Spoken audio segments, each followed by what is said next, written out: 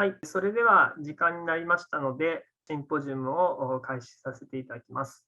この度は、大学発ボーングローバル企業に見る世界での戦い方、How to nurture born global startups spin-off by university, the startups that must be born global to survive にご参加いただきありがとうございます。10月6日には第1回セミナーを行いました。今回は国際シンポジウムとしてより多くの関係者の方々にご登壇いただきディスカッションするほか、後半ではピッチセッションもご用意しております。なお、今回ですけれども、同時通訳を入れております。日本語をご希望の方は画面右下の通訳ボタンから日本語を選択できます。英語についても選択できます。チャットボックスの方にもですね、簡単な紹介のリンクを送っております。また、本日の次第ですね、につきましては、日本語、英語の次第を、こちらもリンクをチャットボックスの方に入れさせていただいております。ご確認いただければと思います。それでは、まず開催にあたりまして、JETRO理事長の佐々木信彦よりご挨拶申し上げます。どうぞよろしくお願いいたします。シンポジウムにご参加の皆様、こんにちは。JETRO理事長の佐々木信彦でございます。JETROと東京大学は日本のスタートアップエコシステムの発展を目的に本年5月、包括的連携協定を締結し、そのプロジェクトの一つとして日本と米国のスタートアップを比較する調査研究を開始しました。本日は東京大学への寄付講座を通じてこの研究プロジェクトにも参画している住友生命とともに東京大学、JETROとの3者共催によるシンポジウムを開催いたします。JETROでは1990年代にシリコンバレーにインキュベーション拠点を構えて以来、日本初スタートアップの海外展開を支援してまいりました。今では世界29カ所に設置するグローバルアクセレレーションハブと呼ぶ拠点を通じて日系スタートアップのグローバル展開をハンズオンで支援しています。加えて海外の有力テックカンファランスへのスタートアップを引き連れての出展などを通じて提供するサポートの総数は年間400件を超えており、海外を目指す日本のスタートアップのゲートウェイとなっています。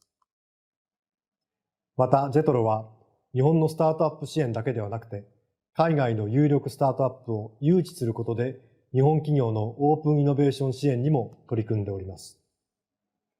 このようにJETROはエコシステム構築を含めた日本のイノベーションを牽引するアクセラレーターとしての役割を果たすべく、日々力を入れて活動しています。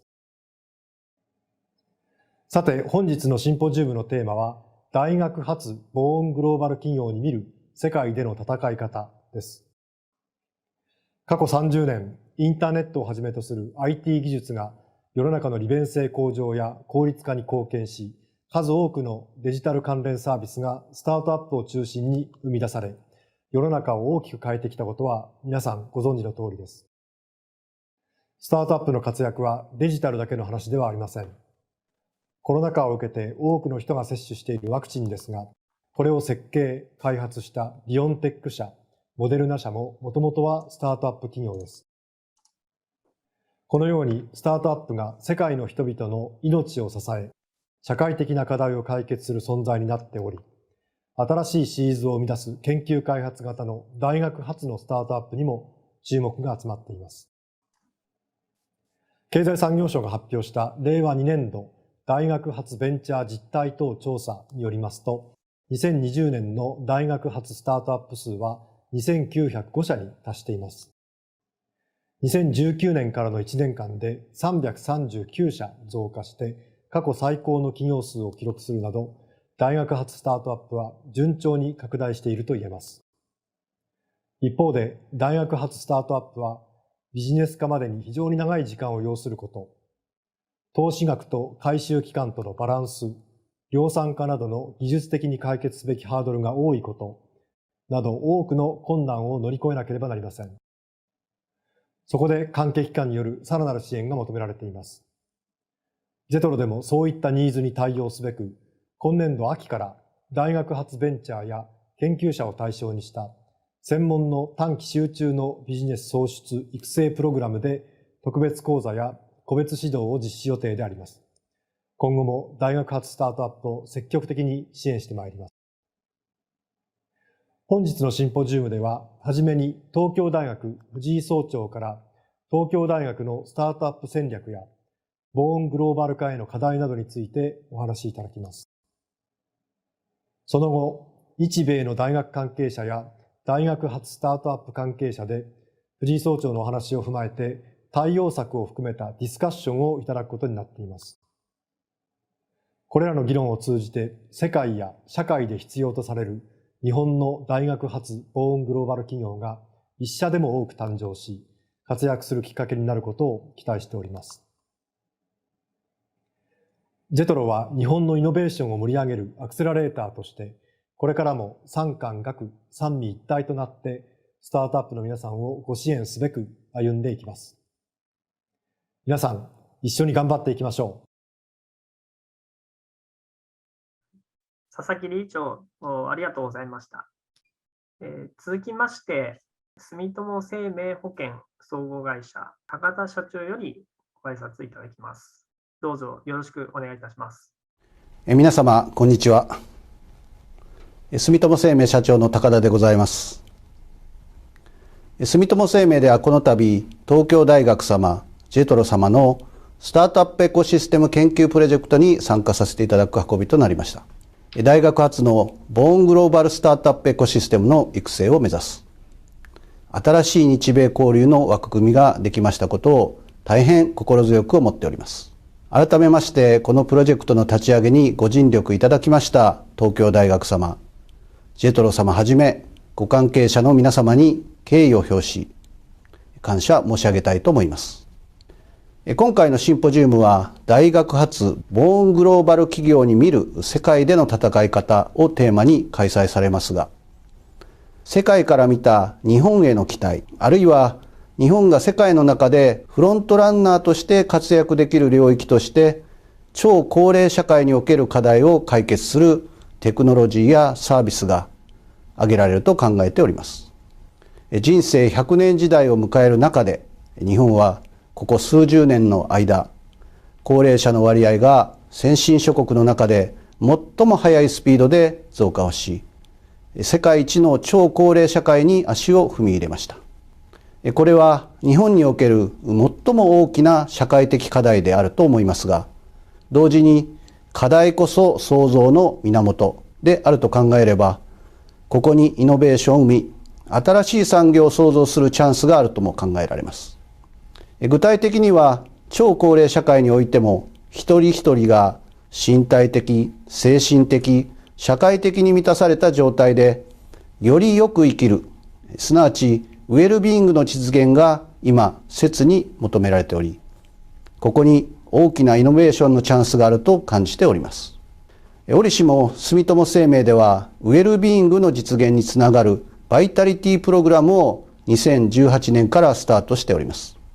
これは運動や健康診断などの取り組みをポイント化して評価するという行動経済学の仕組みを通じて、従来の保険の価値であったリスクに備えることから価値の転換を図り、リスクそのものを減らし、人々の健康寿命を伸ばすという仕組みです。今、住友生命ではこのバイタリティを中心に、病があっても幸せに生きるためのディジーズマネジメント、年を重ねても幸せに生きるためのウェルネスライフ、ウェルエイジングまで広くサービスを提供するワース、つまりウェルビーイングアザーサービスエコシステムの実現を目指し、スタートアップ企業やさまざまな大企業、大学や自治体とのオープンイノベーションを推進しています。本日のプログラムでもスタートアップピッチのセッションにおいて、ウェルビーイングの実現に貢献するウェルビーイングテック領域の企業も数多く登壇されます。そして登壇されるすべての企業が未来に貢献し、さまざまな形で人類の幸福につながるテーマに挑戦されております。大学における研究開発、多くの知恵やパッションを持ったスタートアップ企業、産学が国境を越えて連携し、エコシステム全体でテクノロジーの開発と普及に取り組むことで、社会全体のウェルビーイング実現のスピードがさらに加速していくものと考えております。本日のシンポジウムを通じて、大学発ボーングローバルスタートアップが次々と生まれ活躍されるよう、関係者で力を合わせて環境を整えてまいりたいと存じます。共に頑張ってまいりましょう。高田社長、ありがとうございました。続きましてですね、パネルディスカッション、最初のパネルディスカッションに移りたいと思います。大学発スタートアップ育成機関によるパネルディスカッションとなります。パネリスト本日5人おります。ご紹介させていただきます。まず、バークリースカイデックのキャロライン・ウィネット様、StartX のジョセフ・ファン様、オースティンテクノロジーインキュベーターのリチャード・アマト様、UTEC の郷路智隆様、東京大学ファンド X の馬田隆明様になります。でモデレーターはですね、今回、金沢大学教授、東京大学未来ビジョン研究センターの客員教授であります、金間大輔様にお願いをしております。それでは、金間先生、どうぞよろしくお願いいたします。はい、ご紹介ありがとうございます。それでは、画面共有から始めさせていただきます。今ご覧いただけてますでしょうか。はい、改めて金沢大学の金間と申します。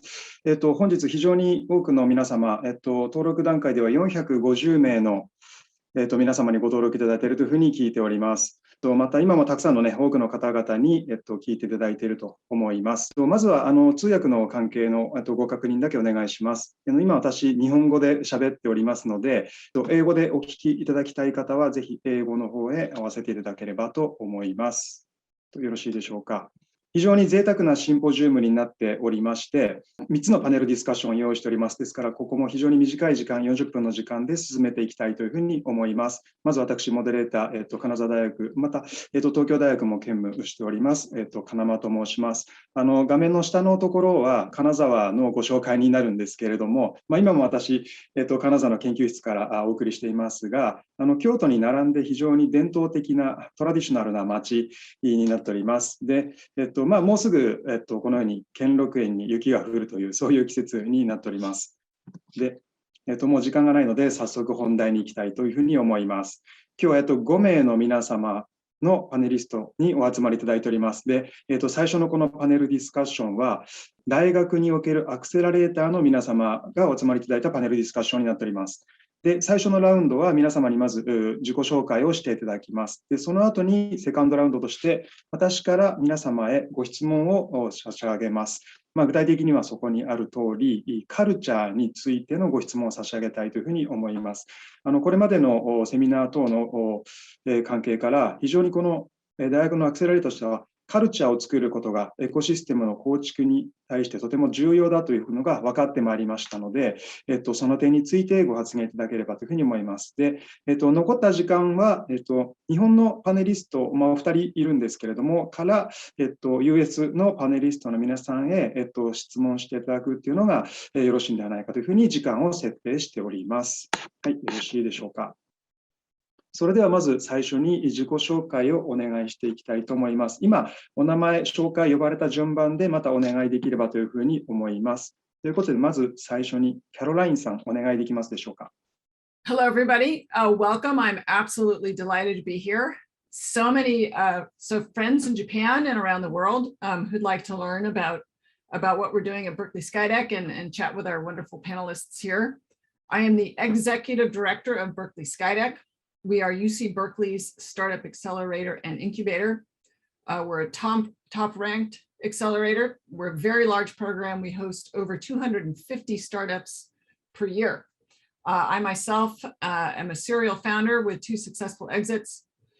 And at Berkeley SkyDeck, we've launched a very unique fund that partners with our university program with a carry share agreement, which means that profits from the fund will be shared equally with the university to help support the educational mission at UC Berkeley. Berkeley SkyDeck is a program of Berkeley. We are very much part of UC Berkeley, not a separate entity, which is rather unique. And I myself am very passionate about what we do at Berkeley because I am a Berkeley alum myself and I got my MBA at UC Berkeley. So delighted to be here and meet everybody today. I think I'm going to now launch into the question, which is how do we foster an entrepreneurial culture at Berkeley? And please let me know timing, and I'll just start talking, and these kind folks will let me know when to wind it up. But first, I'd like to say that at Berkeley we're very fortunate in that we have a very entrepreneurial culture at the campus. Obviously, at UC Berkeley, people are excited to discover things. We're excited to change the world. We're excited to bring our discoveries from the labs and from our minds to make an impact on the world. That's very entrepreneurial. So when UC Berkeley started Berkeley SkyDeck, it was a very rich ecosystem. It was fertile ground in which to plant something that works with startups.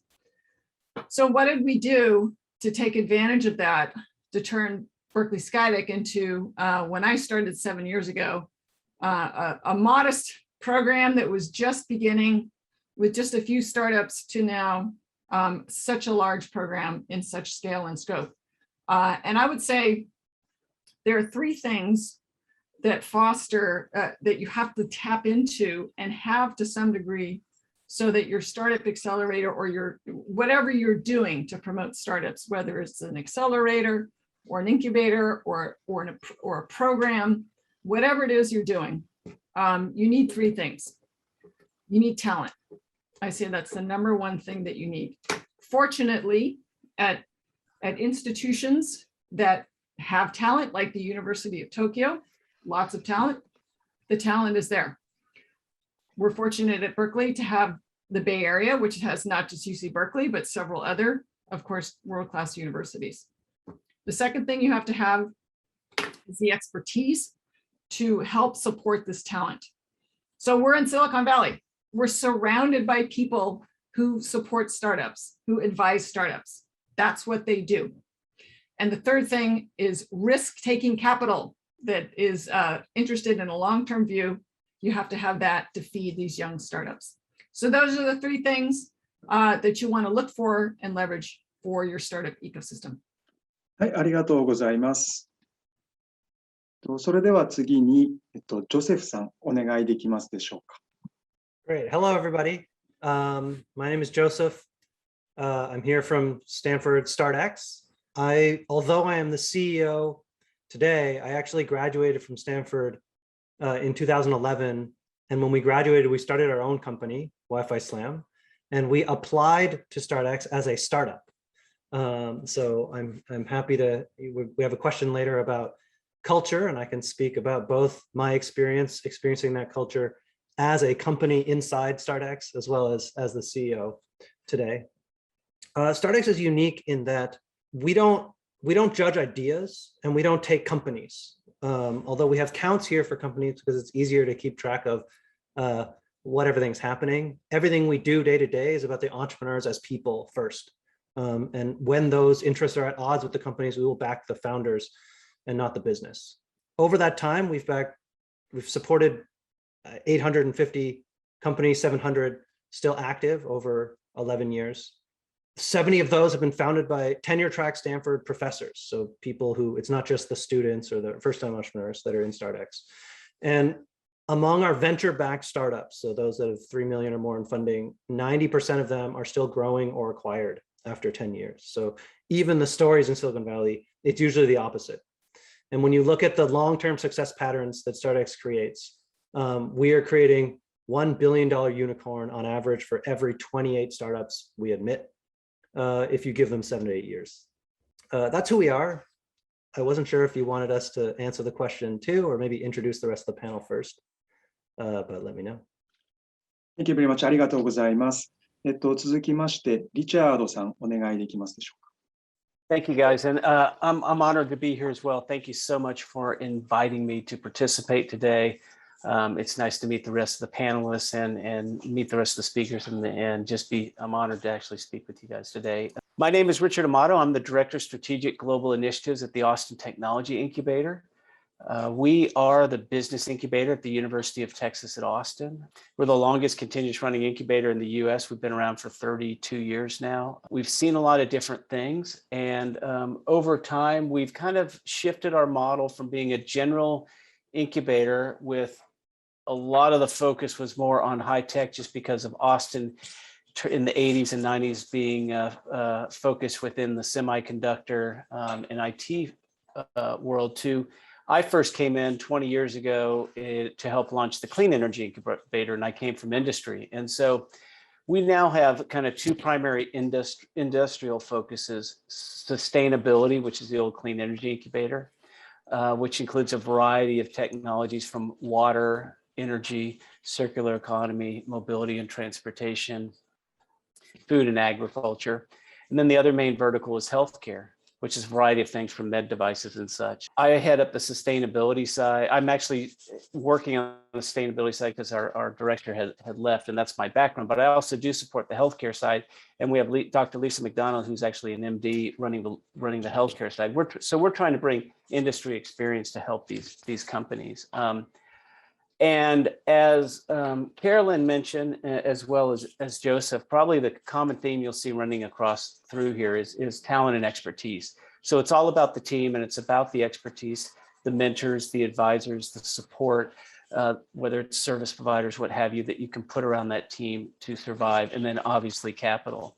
And one of the things that we're really challenged with is Austin, you've got the East Coast, you've got the West Coast, and then you've got the Gulf Coast, or the Central Coast, as we like to call ourselves in Austin. And we don't have the same amount of capital that they do, but we are seeing an uptick in capital with VC players, early stage angels and such coming out to help support the companies. But one of the challenges we have is we focus on deep tech companies. And by deep tech, I mean technologies heavily rooted in science, R&D and such. So these are big problems. These are technologies that are usually hardware based, not software based, not all the time. They could be business model innovation and such, but they take a lot of capital. They usually take a long time to market because you have to build stuff, you have to validate, you have to go through that. So as an incubator, we're working with companies for 2 to 3, sometimes 4 years, basically betting on the long haul and trying to support these companies through. Carolyn, I only wish the state of Texas would allow us to put together an investment fund, but being a state institution, we can't do that. But it would make our lives so much easier. So you guys are lucky over there. I envy you guys with that. But I'm excited to kind of go through and talk further about the panel. I will say one final thing is at ATI, most of our companies, probably 80% plus, come from outside the university. So even though we're a university incubator and we do work within the university, we're really working within the community. And we have companies that we work with from all over. And by all over, I mean Central Texas, across the state of Texas, across the US. We even have we have a company out of Berkeley that just recently graduated. And we have companies worldwide that we'll work with as well. So we're trying to support however we can. I'm really pleased again to be here today. ありがとうございます。ここからお二人、日本のパネリストの方、ご紹介いただきます。郷司さん、お願いいたします。Thank you very much for your introduction. I'm Tomotaka Goji, co-founder, managing partner of UTech. In contrast to the US panelists, my background is a bureaucratic background, actually. Well, I used to work for the government at the Ministry of International Trade and Industry until 2004. Until then, I studied my MBA at Stanford, actually. And 18 years ago, I turned in my resignation to the government to start UTech. UTech was started with the University of Tokyo back then. But back then, the University of Tokyo had no or little entrepreneurial culture. So I think that was the most entrepreneurial environment for me to start a new culture. Yeah, but since then, we have raised 5 funds totaling about $800 million. And we have invested in almost 120 startups, mostly in deep tech or scientific fields. And out of them, we achieved 13 IPOs. The aggregate market cap is about $13 billion. So on average, each company has $1 billion market cap. And we also had 12 exits through M&As and buy-downs. And I think we had a deep, and tremendous culture transformation over the 18 years at the University of Tokyo. And I also have a University of Tokyo educational background in the Faculty of Law and Engineering School. Thank you very much. I'm very looking forward to discussing with you. Thank you. はい、ありがとうございます。それでは最後になります。馬田さん、お願いいたします。Okay, thank you for having me today. So I'm Takaki Umada, director of FoundX. As you may notice, the name of FoundX is inspired by StartX. So yeah, I'm really happy to meet Joseph personally. And it started 2 years ago, 2019, FoundX. And FoundX is an accelerator program of the University of Tokyo, especially for alumni of the University of Tokyo. University of Tokyo has an incubation facility, 2 incubation facilities since 2007. The new one is 2018, I think. But FoundX is different from the incubation space, incubation-like facilities. So we don't invest any money, or we don't take money from startups, and don't take any stakes, equities from startups. But we are providing the community of founders communities for startups and especially founders and their founder candidates. We have supported about 200 people, I think, since 2019. And I can't show like a great achievements like startups and StartX or Berkeley SkyDeck, but yeah, we are growing and we are trying to like growing the culture of startup ecosystem around the University of Tokyo. Yeah, that's it. Thank you. はい、ありがとうございます。それでは皆様の、すべての皆様の自己紹介が終わったところで、改めて、セカンドラウンドと申し上げましたけれども、のご質問に行きたいと思います。これですね。はい、これですね。今、自己紹介をいただいたところなので、改めて今日の本題といいますか、アントレプレノリアルカルチャーについての、ご質問です。この Day1 と書きましたけれども、どのようにこの最初の段階からアントレプレナーシップの皆様に対するエコシステムのカルチャーを築いてきたのか、またどのようなことがそれを促進するために重要だったのかということについてコメントいただければ幸いです。それではまた順番に行きたいと思います。まず、キャロラインさん、お願いできますでしょうか。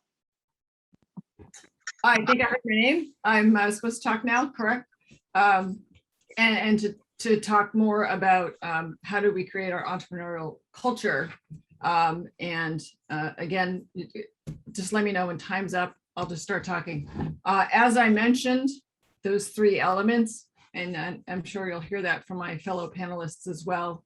You need talent, you need support for that talent, because startups need specific services, right? They don't have the same needs as a large corporation, so you have to have custom items for them in terms of legal, accounting, advice, etc. And you need capital that is happy to take a risk. And that's probably the biggest reason why Silicon Valley is what it is because that capital came rushing in to Silicon Valley and created an entirely new asset class of risk capital, which continues to this day. And still the amount of money invested in startups in California is something like 5 or 6 times the size of the next largest ecosystem in the world. But it's exciting to see other ecosystems springing up, including Tokyo. So what do you do if you don't have all of those systems in place? Well, look at what you do have. What kind of talent do you have? For a good startup ecosystem, hopefully you have some STEM talent, you have technology, you have science. Focus on that and try to bring in service providers who are used to working with that kind of startup, with that kind of technology or that kind of science. So, and then try to find risk capital that will support that. So I would say focus on your strengths, because wherever you are, you will have some grouping of talent. You'll have some grouping of startup friendly organizations and advisors and services. Venture capital is looking around the world. It's going global. And one of the big benefits of COVID, there are benefits, even though we all hate it and it's been horrible, there are benefits. And one of the big benefits is that investors are now much more comfortable with making investments via remote. We do that ourselves. We pick our founders and our teams. We've picked our last 3 cohorts, not having met them in person. We do, however, typically want them to incorporate in the United States to receive investment, but not always. So venture capital is moving around a lot more. That said, it's still a very local business. So look and see what kind of venture capital you have in your region. And if it's if it doesn't understand, the investors don't understand how to invest in young companies, educate them. It's just a very different way of investing. Educate them that they can invest in a company that does not have any revenue. They can invest in a company that maybe has built only a prototype. They can invest in a company that has an unproven solution, and that the amount of equity they take should be relatively modest. These are things that investors that don't understand how to invest in startups just need education. And you can point to our great winners in venture capital like Sequoia and recent Horowitz, et cetera, and say you can actually make a very good financial return investing in these early stage companies.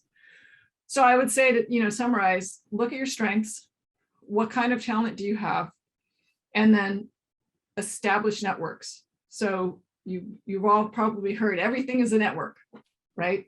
Everything is, how can you leverage the talent, the expertise, and the enthusiasm that you have? And one of the great things about being a university, whatever university you are anywhere, you have a network. You have a powerful network that any investor would be thrilled to have. And what is that network? Your alumni. Your alumni are a superpower. So leverage them to support your startups, invest in your startups, and bring energy and enthusiasm to those startups. ありがとうございます。それでは次、ジョセフさん、お願いできますか。Thank you, Daisuke-san. I have very much respect for SkyDeck and Caroline, and we're also here in Silicon Valley as well. And so rather than repeat what she said, because her answers are more or less reflective of what's here, I'm going to give a sort of a different perspective, just to add some color to this discussion. I think there's a couple things that you could think about if you want to explore this idea of culture a little more. And one of them, I think, we're also, I think Takaki-san said he was very happy to meet us as FoundX was inspired by StartX. But I will say, I'm very happy to see and inspired to see you create something just like this out in other parts of the world. And the reason that that's exciting is because like FoundX, StartX doesn't run its own fund. And we don't give funding to the entrepreneurs that join. And so the only thing we have to convince them to be part of StartX is the culture. If we don't develop a culture and we don't think all of our time about that culture, then we don't have a program at all, because there's $0 and we're not taking any stake in these companies. And so the question, I think about is some of the projects that we've done with government programs in Germany or Singapore or Lebanon, where they've asked, how can you take this successful entrepreneurship culture that's here at StartX, and how can you implant that or provide that to other parts of the world? And we've tried many models over the years, and the one that's worked the best is when we've been able to take their companies and bring them here, house them in Silicon Valley for a while, and teach them how StartX works. Because the StartX culture is a little different, even from most of these accelerators, in that we are not trying to be useful to the entrepreneur. In fact, we succeed if they don't need us anymore. Our job is to inspire founders to be a community, a true community where they can build entrepreneurial ecosystems around them. And so when we're able to, and like Carolyn said, the network is the most important part. And having that trust, having that connected network between, now the entrepreneurs in Germany and StartX, the Stanford and the Silicon Valley community, having those bridges because we took them here, we immersed them in it, and we sent them back, has really leapfrogged some of those startup ecosystems in those countries that we've worked with. So I think a lot of, we think all about culture all the time because that's all we have. And we're inspired to see FoundX just on its own after spending some time here with StartX, doing it on their own, as well as with many of our programs with other countries. I think there's a lot to learn, but there's also a lot you have to experience here in Silicon Valley yourself.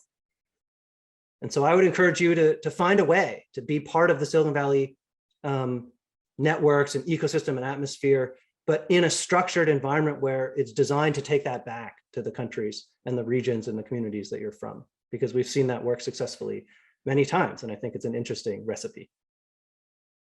Thank you very much, Joseph. ありがとうございます。次は、では、リチャードさん、お願いします。Well, thank you guys. And I'm having some internet troubles. I don't know if it's on my side or your side, but I apologize if this breaks up.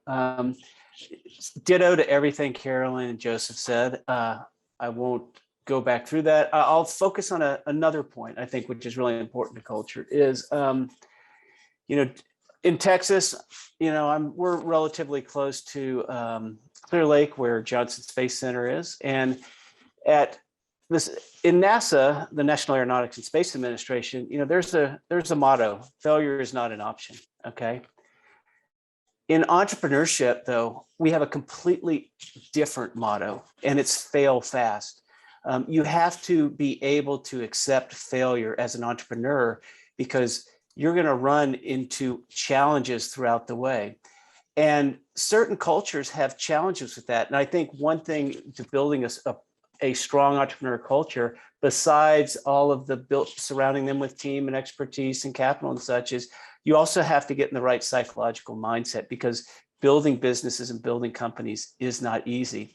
And it's important to figure out what does not work and pivot as quickly as you can to focus, whether it's the technology, it's the market, whatever it might be, to focus on those things that do work. And some people are born to do that and others aren't. And I think one thing we try to do as an incubator and an accelerator is to provide not just the expertise, but also the support from those that have been there and done that before, and to try to provide kind of that psychological support as well. So I just fail fast. It's a really important point of entrepreneurship, and it's a very challenging thing within some cultures, but it's important to be able to be accepting of that if you're going to be successful.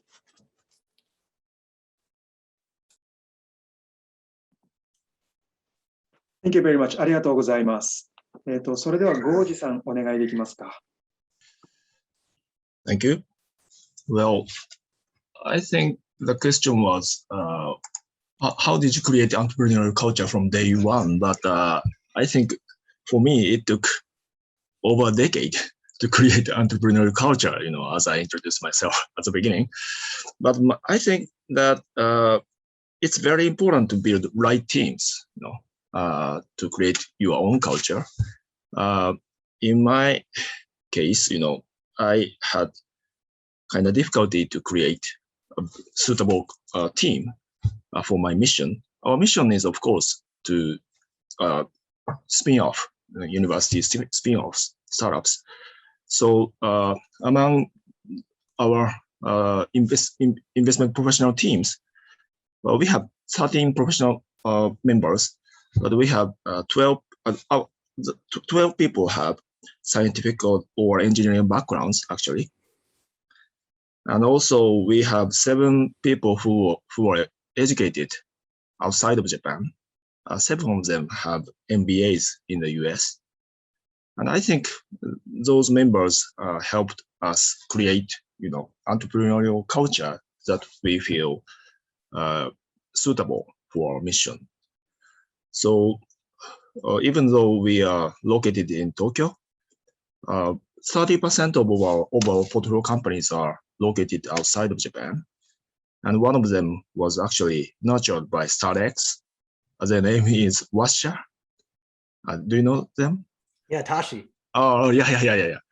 And also, one of our portfolio companies we are investing is educated by UC Berkeley. Their name is Feasible. I think the program name that they had was kind of Lawrence Berkeley program or something like that. Sorry, I don't know for sure, but anyway, I think it's very critical to have the right team to pursue your own business or entrepreneurial culture.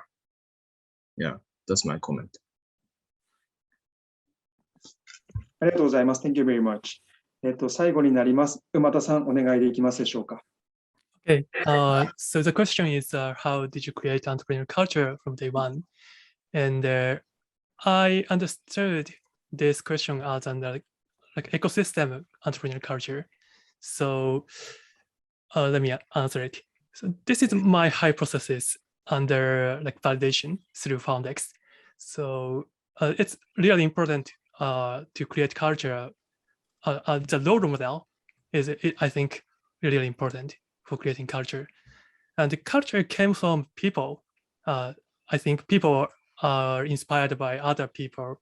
So it's the same in a startup team or maybe in a startup ecosystem. So I think in terms of the university, it's really important. There are like successful alumni entrepreneurs around the university. And there are a lot of opportunities to meet them by the like researchers or maybe students. And of course, unsuccessful founders are also important because they can provide learnings and maybe insights to the like founders candidates.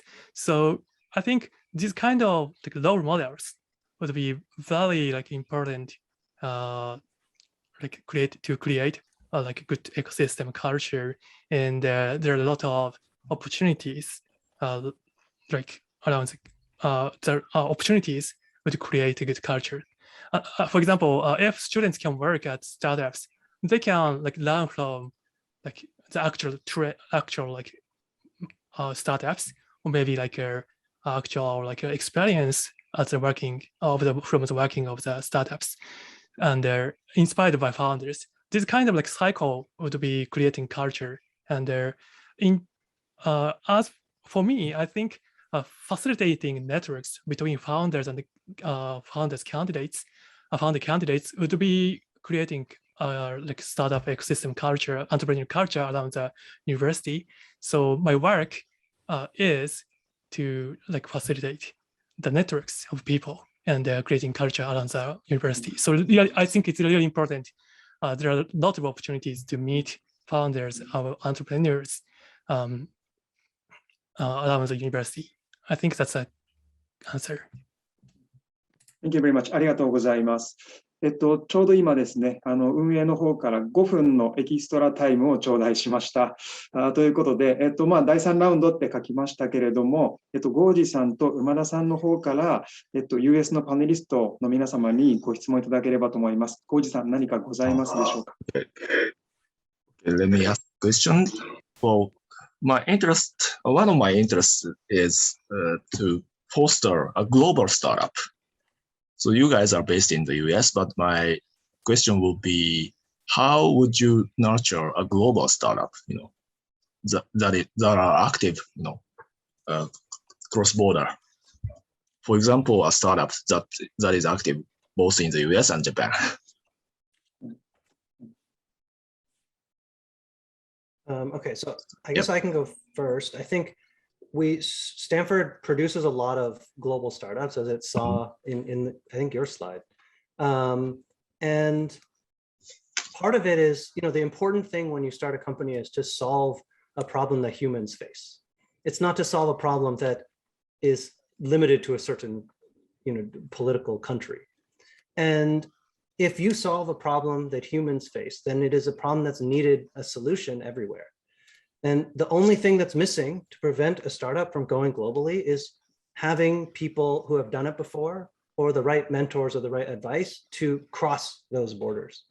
A lot of the StartX companies don't have any problems going global, because once they've seen the success of the solution that they have to the problem that they're solving, as long as it's a problem that's solved everywhere, it doesn't seem to be an issue. They always find someone who's been to that country or been to that region or knows that region and can translate the understanding from who they talk to with the strength of their solution. I think the one time it's challenging is if there are regional differences, and in some cases, the problem is not the same. And then knowing which countries to do is part of the exercise. Maybe having co-investors across the countries could be a help. Mhm. No. I can chime in on that as well. So at Berkeley SkyDeck, we opened up our program a few years to not just Berkeley and University of California founders, but founders who are located outside the US that want to come and launch their companies in Silicon Valley. No UC affiliation required. In fact, we have a great example of a company that's doing very well from Japan called ThinkSight. The co-founders are Japanese. One of the co-founders was faculty at University of Tokyo, doing extremely well, doing a microscopy solution. So here's what we figured out. There's a ton of talent around the world and lots of expertise and capital in Silicon Valley.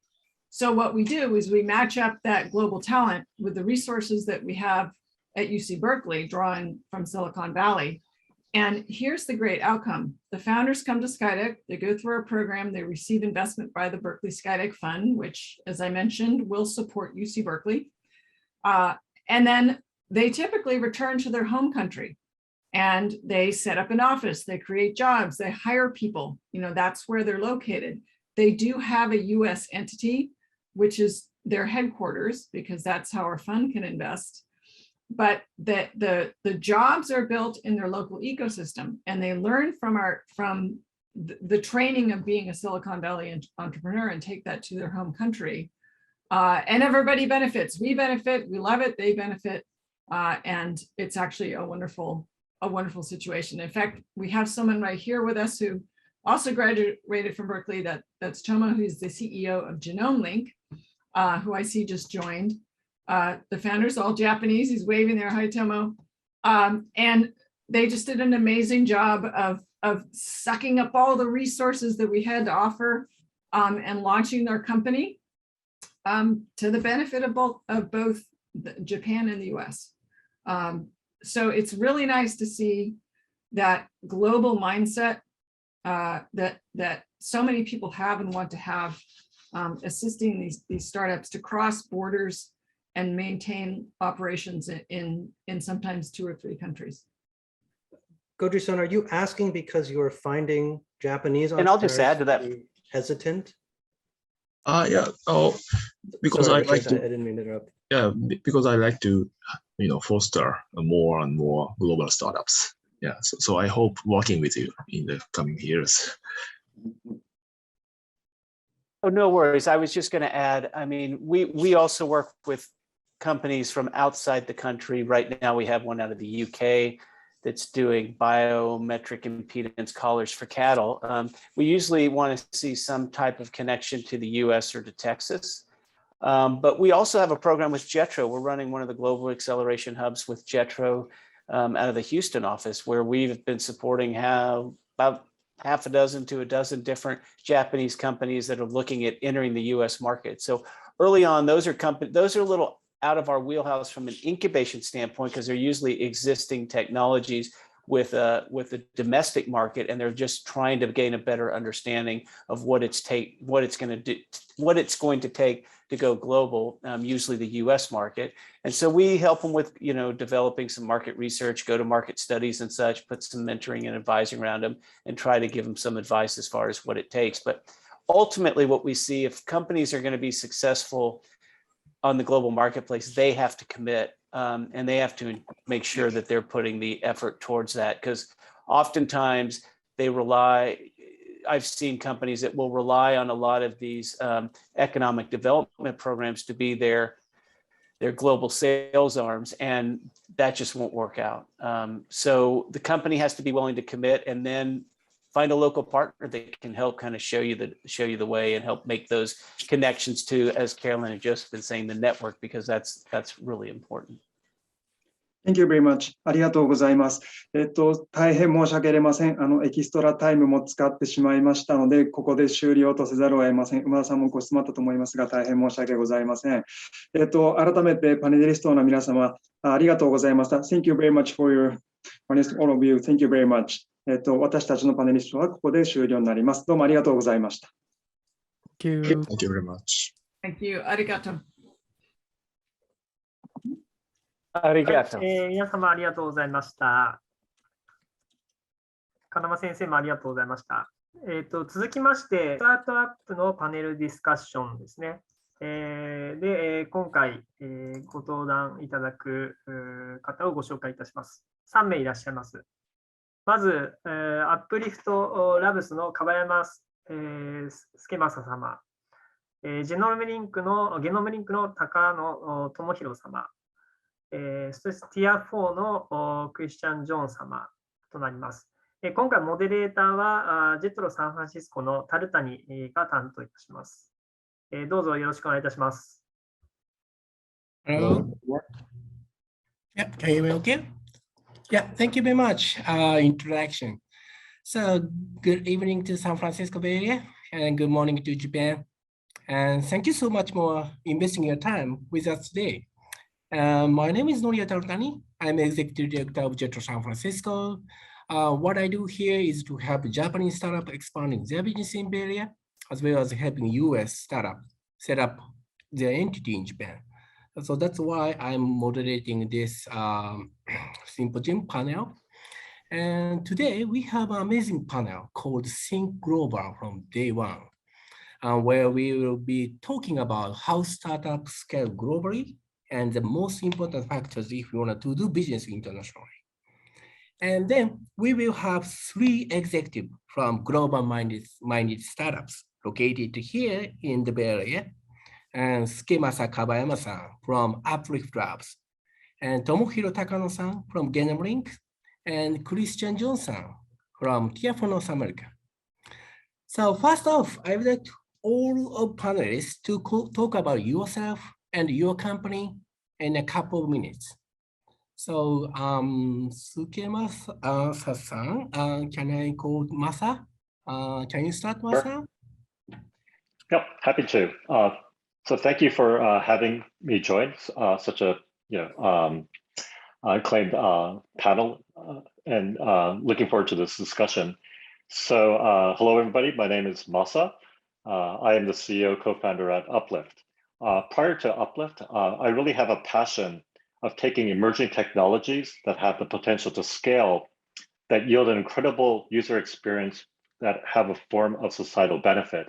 So leading up to Uplift, in the back half of my career, I was country manager for Lego Education, which was a separate company with a focus on robotics education in schools. So this was much earlier days before programming was introduced into schools. After that, I was recruited to Apple as director of education to focus on the iPad launch. So again, a very complete new tablet form factor and how we can improve student engagement and build a digital learning environment, which of course during the pandemic has been kind of the status quo of late. And my last sort of gig while in Japan was the first president of Tesla. And this was to introduce the Model S. And in true Elon fashion, I thought I had 5 months to do it. We were asked to do it in 5 weeks. So it was, I like to call it ludicrous mode. But the kudos to the team.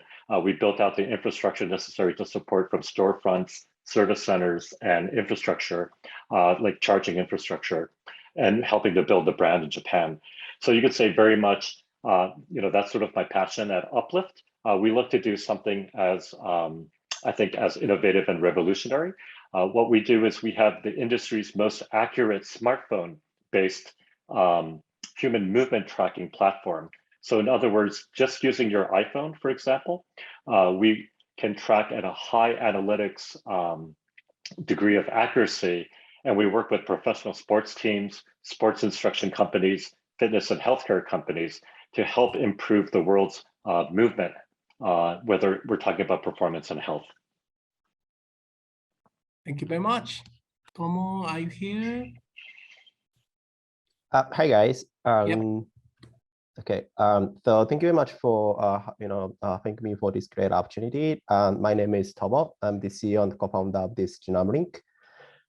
We are building a DNA app store. So there are already about 50 million people who have gotten DNA tested in the US and European market. We are helping these people to access more applications from their DNA data, such as more unique ancestry, wellness advice, and so forth. We believe that we are still in like early 90s of internet for this genomics space. So early 90s, only like a small percentage of people had access to internet, mobile, or credit card. Then after 20 years now, almost like everybody have it, right? So we believe that next for 10 to like 20 years time scale, billions of people will have access to their DNA data. When that happens, you'll be thinking about where should I store my data with and how can I maximize the value of my DNA data? So we want to become the default data storage and app store for the future. So as company-wise, we came to the Bay Area in 2017, supported by great accelerators, including Berkeley, SkyDeck, and StartX. I think Carrie and Joseph was also the panelists of the talk. So it's really my honor to kind of representing the those startup from those great accelerators today. We recently joined and graduated from Y Combinator as well. So we kind of going through most of the great accelerators in the Bay Area. So happy to share more about the story. So me and also our team. So in Japan, I was working for a company called M3, which is now one of the largest internet company, bigger than Yahoo and Rakuten. I was in charge of new business initiative in medical genomics. My co-founder Yuta was the founding members of Japanese version of 23andMe, like Michael, which is now I think the second largest DNA test kit business in Japan. And also our CTO was tech lead at joint venture together with Illumina, M3, and Sony. So we had a kind of experience in doing business, genomics business back in Japan, then decided to starting this kind of like unique DNA business from this US market. I think that's a couple of minutes, so I think I should move on to the next person. Yep, thank you very much, Tomo. So next will be Christian Johnson. So can I call Chris? Yeah, that's fine. Yep. Yeah, thank you. So hi everyone. My name is Christian John. I'm with Tier 4. I spent quite a bit of time at Intel before joining Tier 4. I was there for about 15 years. Intel was an opportunity for me to get more tightly integrated with businesses in Japan. I actually spent 3 years for Intel in Tokyo as an expat. I was responsible for an investment that Intel made in Japan along with KDDI to build a nationwide wireless network called UQ WiMAX. It was one of the first truly mobile broadband networks in Japan and was one of the leaders in bringing low-cost mobile broadband to the market. From that opportunity in communications, I moved into wireless broadband for automotive. And one of the first customers, I started to build up a business inside of Intel to adapt wireless technology for automotive applications. And then one of the first customers I had was Tesla, actually. So Tesla Model 3 launched worldwide using our technology. And then we migrated into Model S and X and started to build out LTE enabled telematics solutions, which became more integrated as we went into the electronic architectures, next generation electronic architectures of vehicles. And that started to touch on ADAS and autonomous driving, the integration of connectivity into these systems, which started to get me interested in the autonomous space. And in 2019, that's when I made the decision to move full into the autonomous space by joining Tier 4, which is a company based out of Tokyo. It was founded by Shinpei Kato, who was at that time a professor at Nagoya University. And Shinpei had developed an autonomous driving stack while at the university. And one of the interesting things that he decided to do was completely open source that stack. And Tier 4 was formed as a company to support other companies that wanted to work with the open source implementation, which is Autoware now. And Tier 4 drove projects in Japan, largely leveraging Autoware. We were the first company there to do public road testing of autonomous vehicles. And then just last year, started trialing autonomous taxi service in the Shinjuku area of Tokyo. So we've in a very short time frame for a fairly small company made some incredible advancement in autonomous driving technology through an open source type model. And this model, we work very closely with universities. We work closely with a broad ecosystem of other companies to advance autonomous driving technology. And this is a very different approach than you see from many of the more traditional players in the market, like Waymo, Cruise, Zoox, where it's a very vertically integrated black box type autonomous system. This is completely open, and we engage a broader ecosystem to advance the technology and bring it to market. So thank you. Thank you very much, Chris. So luckily we have 3 platformers, right? For movement health platformer, or genome DNA platformers, and self-driving platformers. So I guess the business model might be the one factor why you came to Bay Area and start business in Bay Area. So just wanted to move the questions and answer session from here. And I just want to ask Tomo, and you are Japanese, right? And Japanese startup usually started their business in Japan.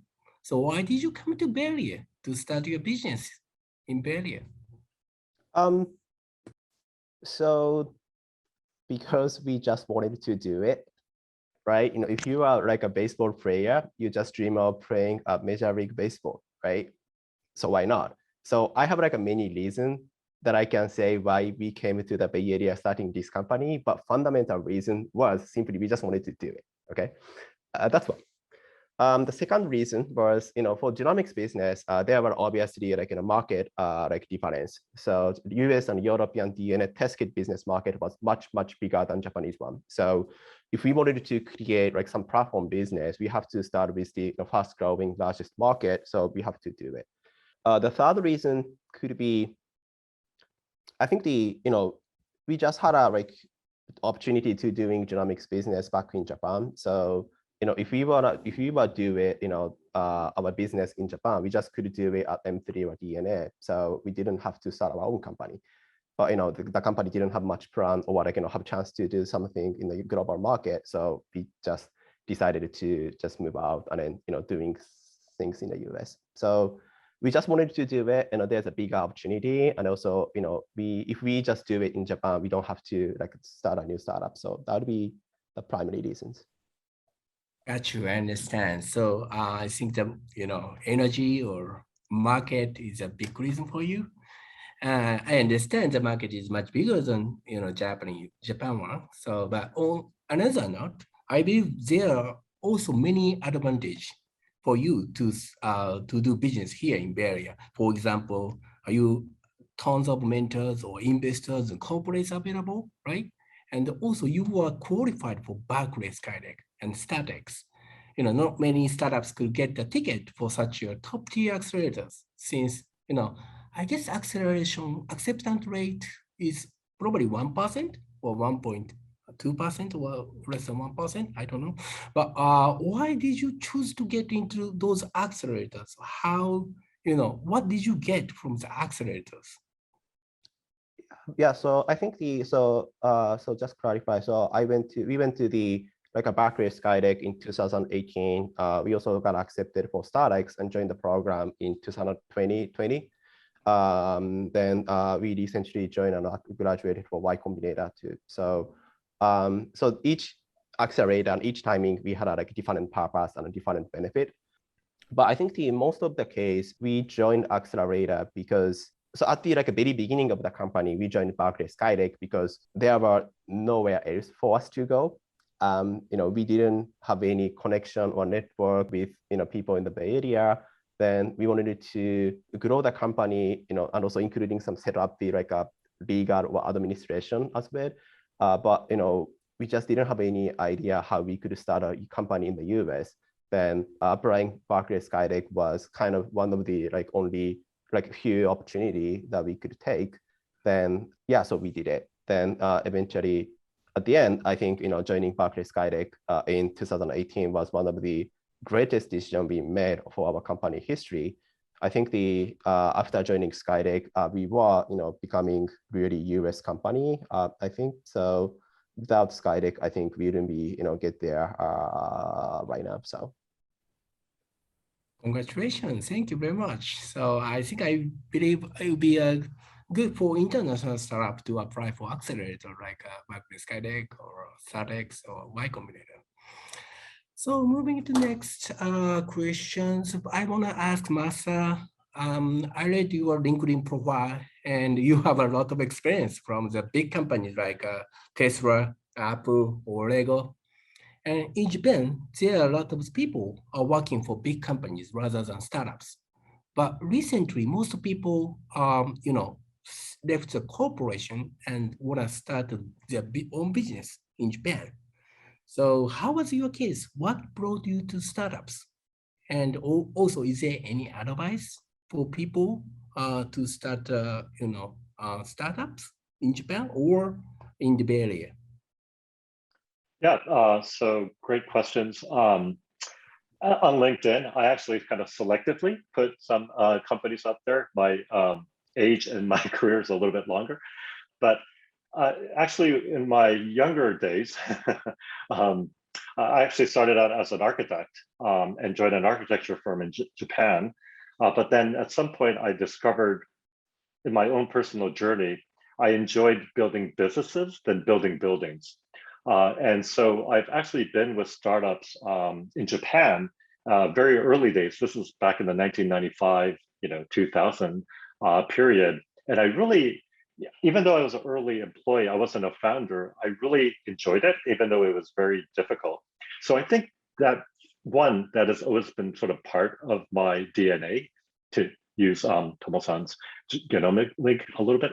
But the other thing I think here is that a lot of the role and the mission that I had, whether it was at Lego or at Apple and at Tesla, it was always about a new business development or introducing a new product into an existing category.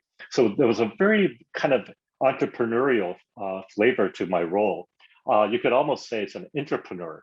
One thing that I certainly miss is that didn't have to deal with fundraising because you have your headquarters basically funding your operations. Although of course every dollar you have to justify, your from the budget perspective.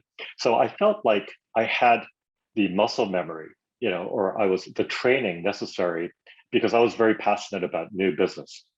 In terms of sort of advice, I would say that it's very, very important to get the stage right. And that's twofold. It's who you are as a person and what drives you, but it's also making sure that you're joining the company in the right fit for your personality. So what does that mean? That means for someone like me, who I love, kind of the dream phase, the unbound, something that we still don't know what it could be. It's very exciting to me, even though it's very difficult, commonly known as pre-product market fit. So there's a lot about discovery, and you have to be very, very comfortable with ambiguity. And so for those people who are very used to processes and having all the information there to make a decision, I think the early stage might be a little bit challenging because you have to make decisions with incomplete data.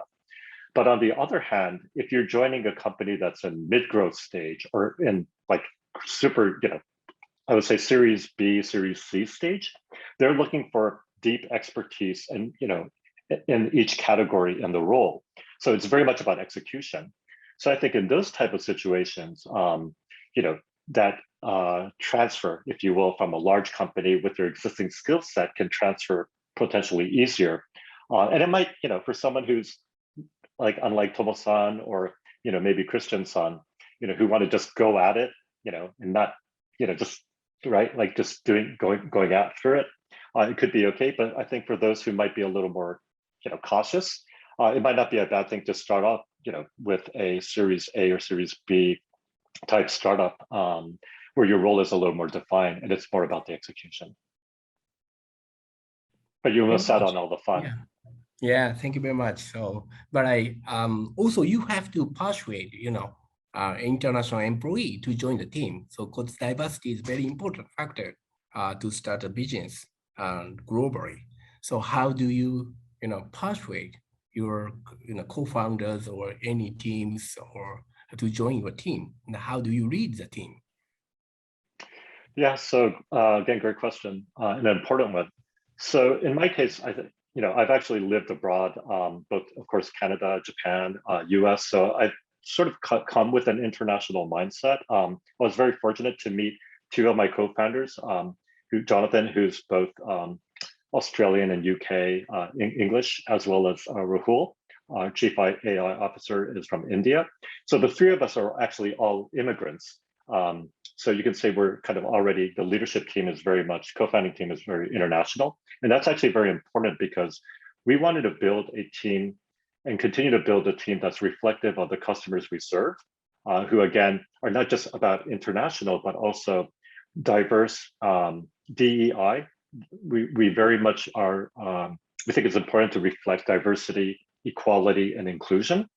But the other thing I want to talk a little bit about the immigrant side is that many people in this audience may know this already. But if you look at the kind of unicorns, this is kind of 2008 data, but basically over 50% of all $1 billion valuation unicorns, so that's 50 out of 91 companies, have an immigrant founder, whether we're talking about Uber, WeWork, and SpaceX. And that's kind of amazing. I think that says something about this, the fact that you have these international minded people or immigrant people coming to the US deliberately. And my own personal take, I'm no means like an expert in this area, but my own personal take on that is that I think we have something to prove, right? You're leaving a place that you're actually very comfortable to conduct business, your comfort zone. And you're going into an area where you might actually have to learn everything from scratch, from where to shop your nearest supermarket to learning about immigration policies. But you have this drive that I think is very unique to immigrants, and it builds resilience. So I think that also provides, kind of a fresh perspective. And maybe that perhaps is a little bit of a tale about why you have such immigrant founders and also those that are, again, the statistics, right? Over 50% have found a unicorn status companies. Thank you very much. Thank you, Masa. So, Chris, you gave me the story about why you joined a Tier 4 North America from Intel, right? And how about any advice to Japanese startups are wanting to recruit high executives such as yourself? Or how can they pitch their companies as a desirable place to work? Yeah, I think one of the important things coming from outside of Japan is you have to see the willingness to engage and work with leaders from outside the company, right? I spent a lot of time in Japan myself, working for Intel, working with different companies there. I became very familiar with Japanese culture and the way the businesses worked. And sometimes it's a little bit challenging to really understand what's going on inside of a company, how to really integrate yourself.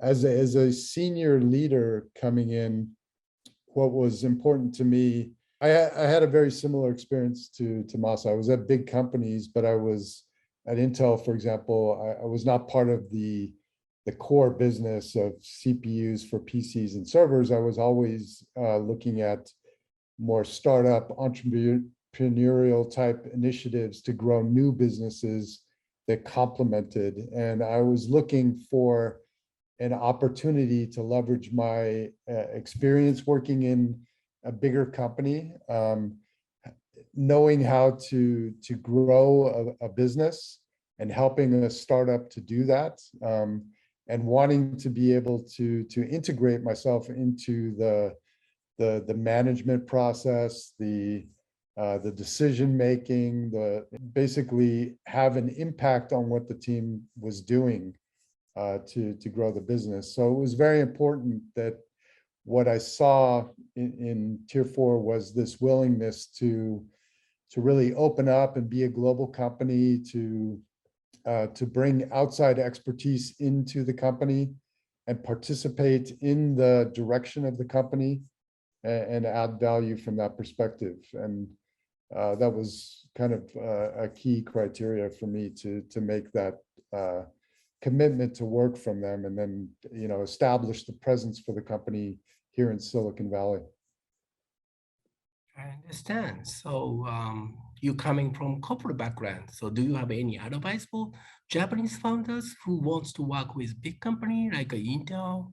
So the open innovation is booming. So it's very difficult, for the startup to work with big companies, or for big companies to work with startups. So, different DNA actually. Yeah, it is quite different and it's challenging. My advice, would be that you really have to understand the motivations of the company that you're engaging with, and the role that you're playing in their broader ecosystem.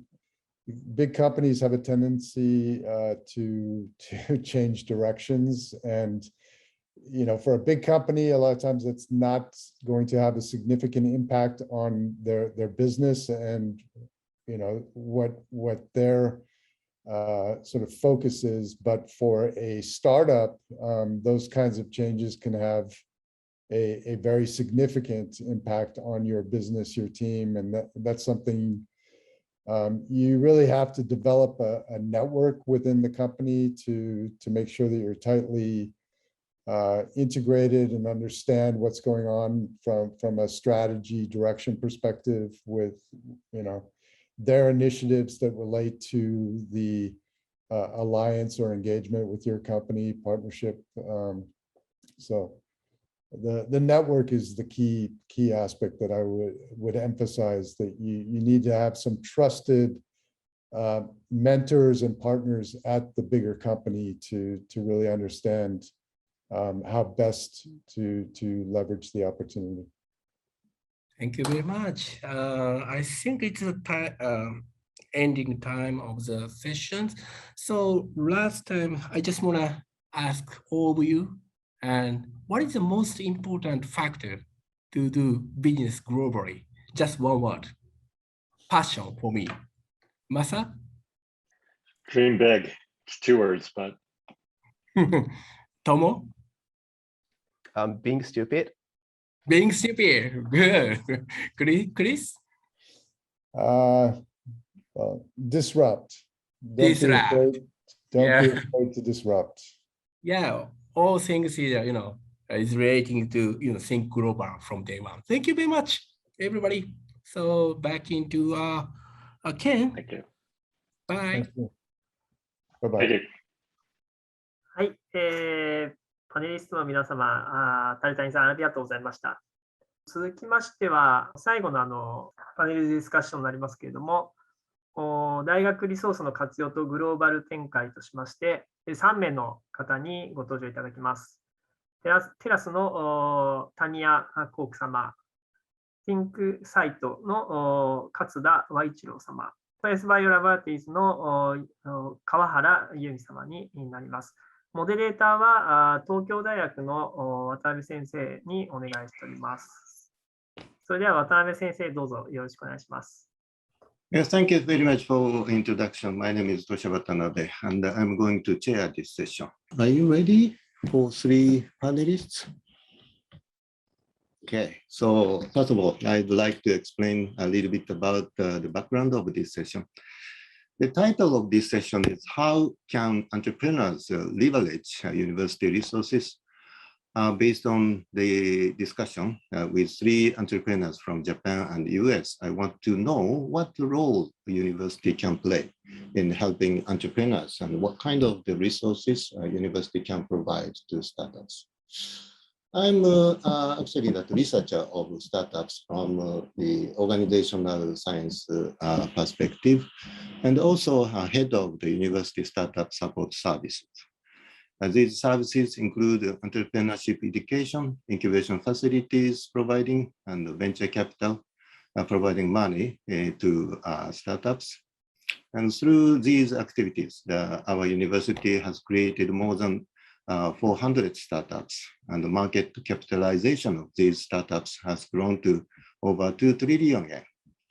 This is top performance in Japan, however, as compared with the United States, it is still so far behind. For the further development of startups, expansion of the university support seems to be necessary. I hope that today's discussion with you will give us some suggestion on how university should provide support. Anyway, first in this panel discussion, I'd like each of you to introduce yourself briefly. The order first, Tanya-san, please introduce yourself. Hi, everyone. Thank you so much for the introduction. My name is Tanya Koch, and I'm the co-founder and CEO of TELUS. At TELUS, we've built a device that's used for elder care. And the technology that we have uses sensors to monitor the health of a person in a room without the use of any wearables or video cameras.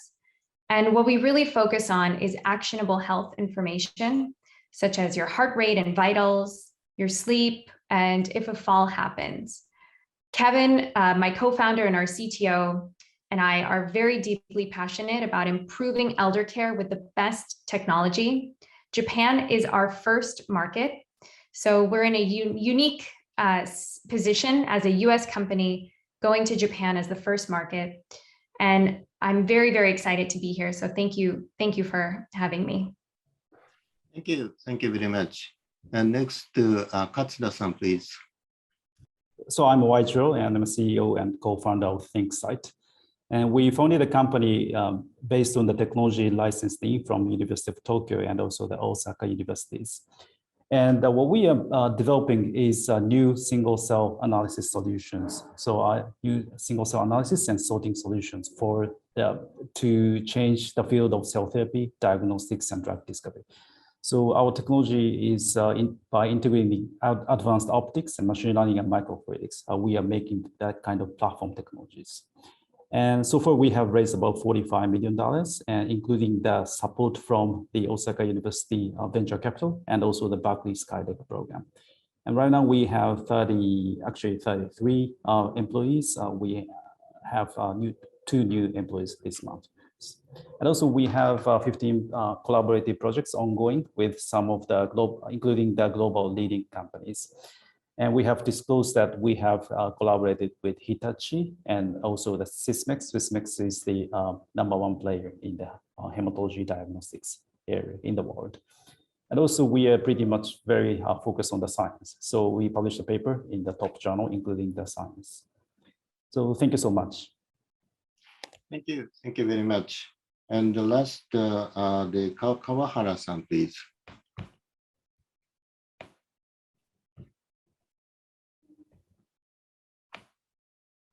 Kawahara-san. Hello, everyone. I'm Yumi Kawahara. Our company, Space Biolab, is derived from Hiroshima University. Mission of HBL is providing solution for complete cure, not improvement of the disease. I would like to introduce you to the product Gravite and Ligate. Gravite provides distributed microgravity environment on Earth to support space research at NASA and other research institutes all over the world. We focus on stem cell culture and showed encouragement of quality of stem cell in microgravity. And the other is working support for stroke patients in rehabilitation. Ankle movement is the most important for normal gait. But until now, ankle rehabilitation was impossible. Only the gait can assist your ankle movement, your brain, how to walk, then participate, walk again. SBL believes that the high qualified regenerative medicine and effective rehabilitation must be combined for complete cure. For your attention. It's okay again. Okay, thank you very much for your introduction. And now we have three healthcare related business startups here.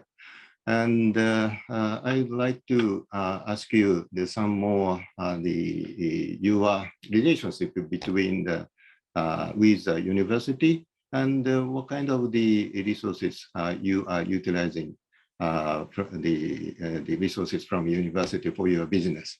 So first, tell me about the relationship between your startup and the university. What kind of the resource or opportunity you have actually received from university? First, Tanya-san, and also that I want to know that why you have chosen the first market, Japan as a first your market. And two questions for you. Of course, I'll start with why Japan.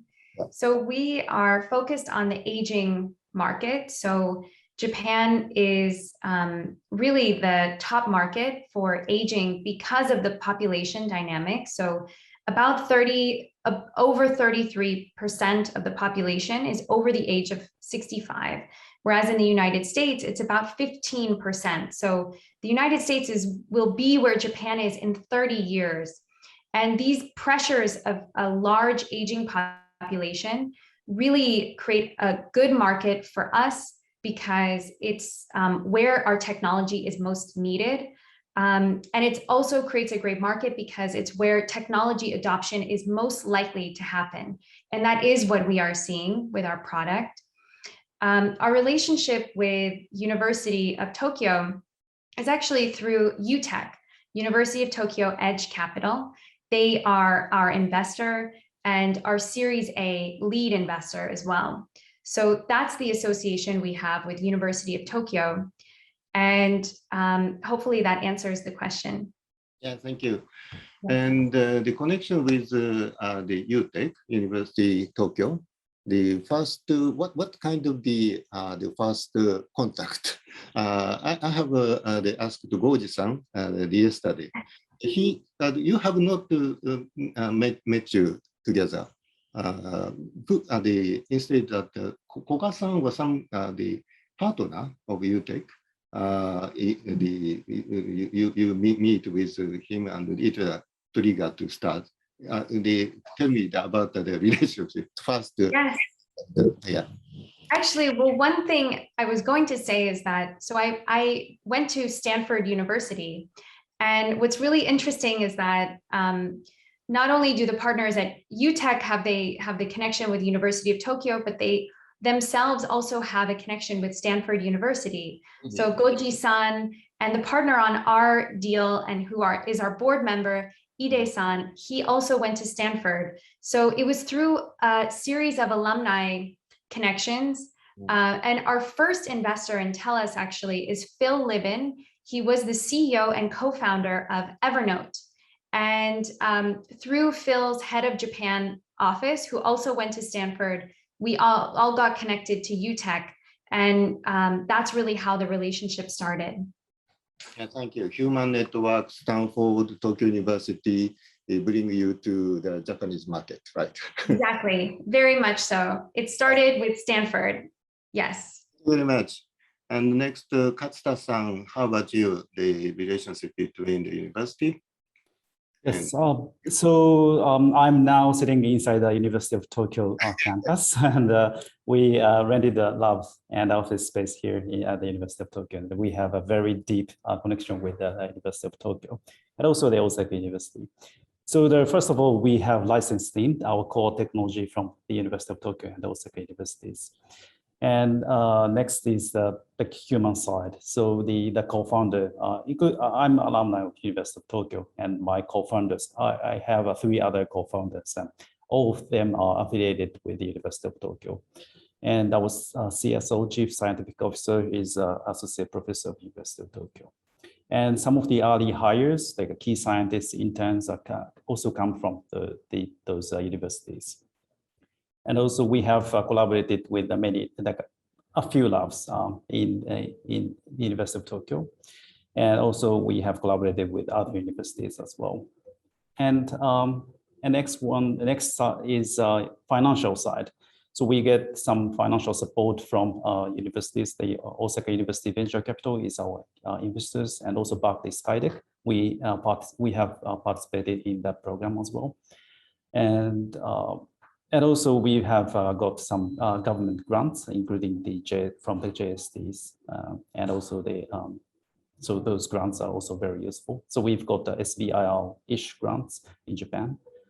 And the last one is, as I mentioned, we are using the facilities at the University of Tokyo. We are located inside the University of Tokyo campus. So yeah, we have leveraged many resources at the university. Plenty of resources you are utilizing for your business.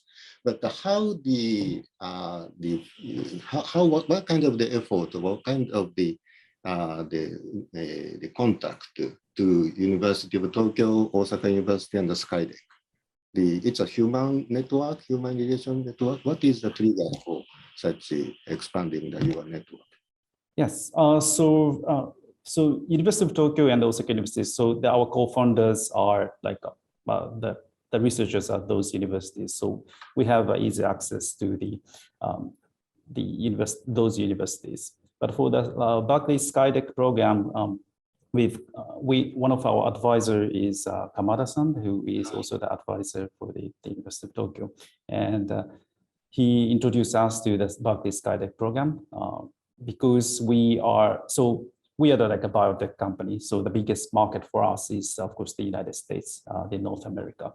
So we need to have a very strong network inside the US, but we didn't have any network at that time. So we decided to apply for that program, and we got accepted. And through the networks of the Berkeley SkyDeck program, we got many good contacts from them and support here. Yeah, thank you very much. And next, Kawahara-san, how about you? Relationship in your case, that the relationship with Hiroshima University. どうぞ。そうですね。はい。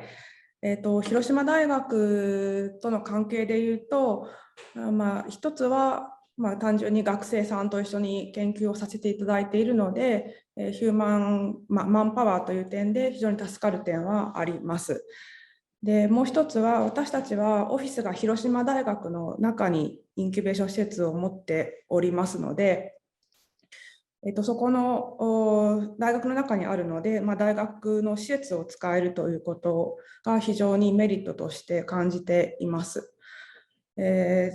特に私たちの場合は、再生医療の研究をしておりますので、幹細胞、人の細胞を培養するということがどうしても必要で、そうした場合に学外にそういった研究所を構えるというのは非常に施設の点でも機器を揃える点という点でも非常にスタートアップの時点で金銭的な負担が非常に大きいというところがありますので、そういった点を学内にオフィスがあるというところで非常メリットを感じているところであります。で、海外というところで考えると、私たちの場合は残念ながら大学というよりも、JETROさんのお世話になることが非常に多くてですね、さっきに紹介しましたグラビテは NASA に入っておりますが、そういった輸出面のご相談だとか、あとは海外の特許出願にとかですね、そういったところの、あとは市場調査をどういうふうにしていったらいいかとかいうところも、JETROさんのアドバイスと専門家見とかも受けながらさせていただいているというところで、非常にそこも助かっているなというふうに思っています。はい、ありがとうございます。Of course, that JETRO today is a sponsor, but at the same time, the JETRO plays very important role for the university startups. I understand. And also, I want to ask you, Katsuta-san, about the facility. We are providing the facility, incubation facility for the many startups. And as the Kawahara-san told just before, the biotech or healthcare area, if you want to find the place to start business outside the university, is it possible, or inevitably we have to provide a facility inside the campus? How do you think about that? I think the facilities provided by the University of Tokyo is fantastic for us. It's like it's necessary for us to run our business, because it's very difficult for us to find a good lab space outside this campus in Tokyo. There are very few, and we need to I think we need to, so in the University of Tokyo campus, we have a good access to those facilities, and we don't need to get sent. So there are some government regulations related to some biotech related experiments. So we need to get those approval if we want to make the lab space outside the university campus. So it's really helpful for us to get the access and have facilities inside the University of Tokyo campus. Yes, thank you.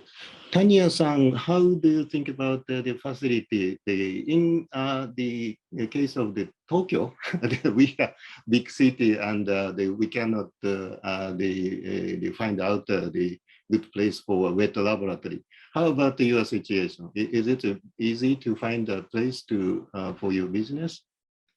Yes, so we actually, prior to COVID, were in the WeWork.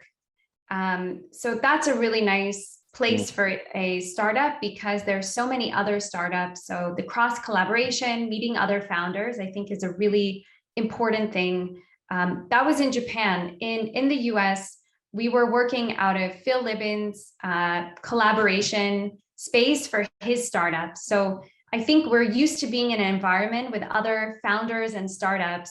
But I will say right now, we had paused on our space, and we are looking for new space. And I think that what JETRO offers is really important, because it's such a big operational expense that it's important to offer that. So we are going to look into that next.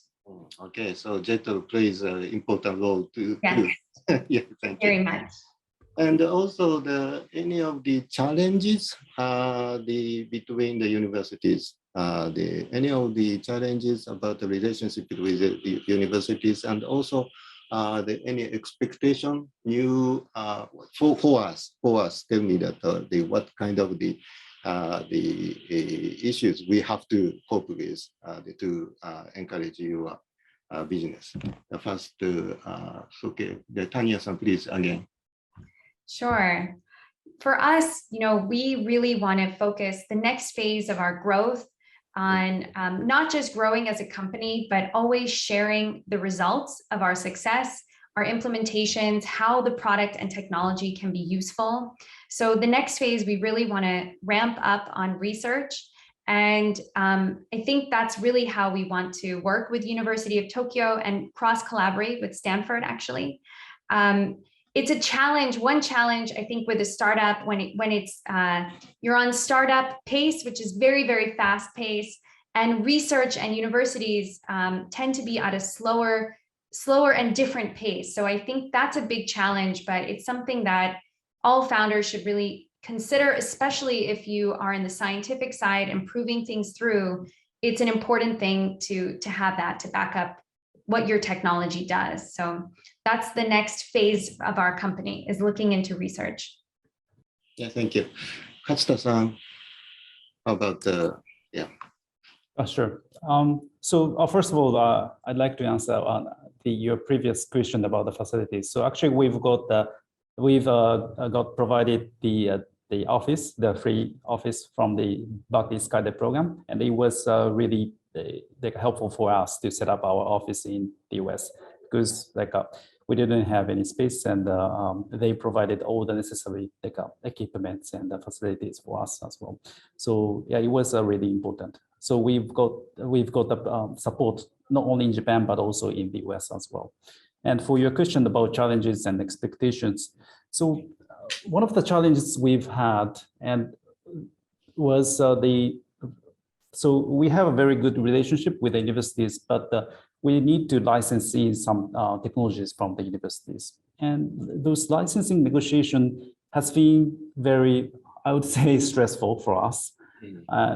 We cannot see what will be the common grounds we can reach, and we don't know what type of agreements they are making with other startups, and we are not sure about the standards.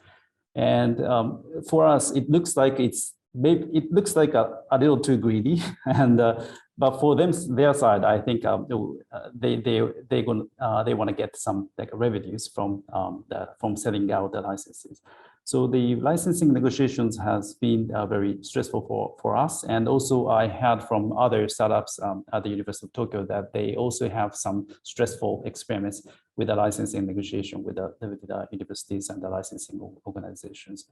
So it would be, so our expectation for that is it would be great if we can have more information about what are the expectations from the universities and what are the standards licensing negotiation terms, so that we have maybe it's easier for us to get the agreements with the universities. So that's one thing. Yeah, thank you very much. Licensing is one of the time-consuming process and issues for many small business, small startups. 川原さん、いかがでしょうか。はい。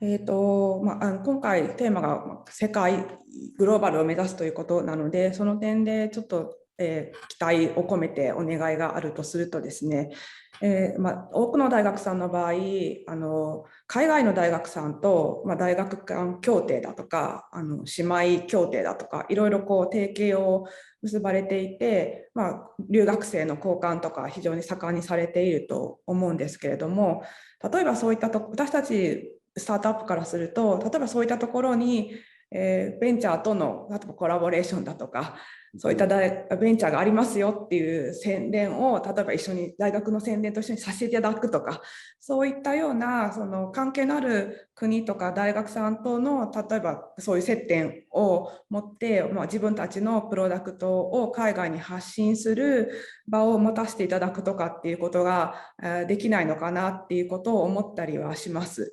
あとは、そのためにも準備というと必要だと思うんですが、大学さんだと、そういったこともやっているので、その海外の例えば法務的なこととか知財的なところに長けた方も中にはおそらくいらっしゃると思うんですね。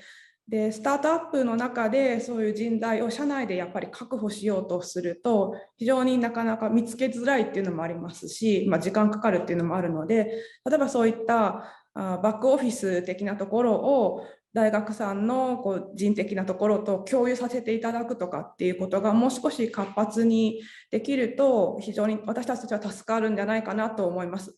特に私たちの場合は広島というちょっと地方にありますので、そういった人材を見つけること自体がなかなか難しいという点があるので、そういった人的なところもちょっともう少し活発に交流させていただいて、いろいろノウハウも含めてですね、相談できる窓口とかがあると、もっと世界を目指すスタートアップさんっていうのが出てきやすいんじゃないかなというふうに感じることがあります。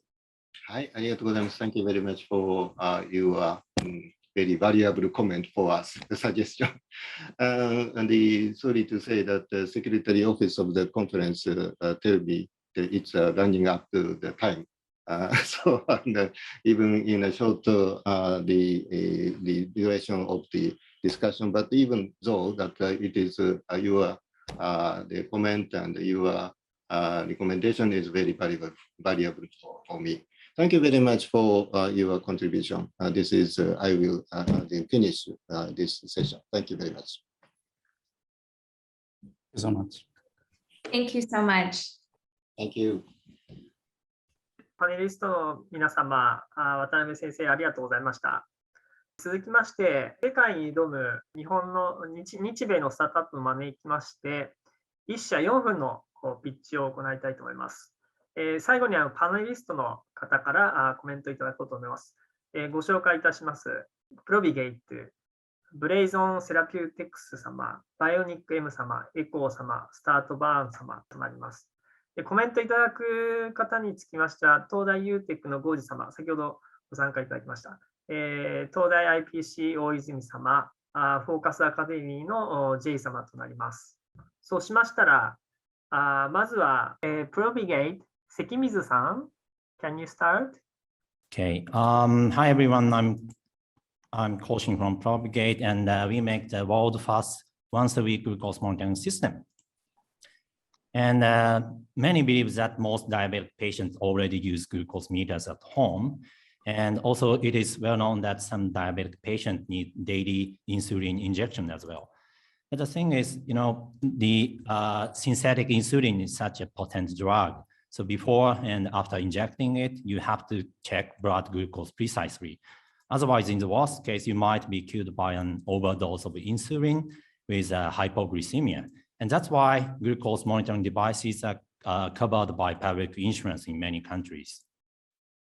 But the thing is, the patients using insulin are less than 10% of the global diabetic population.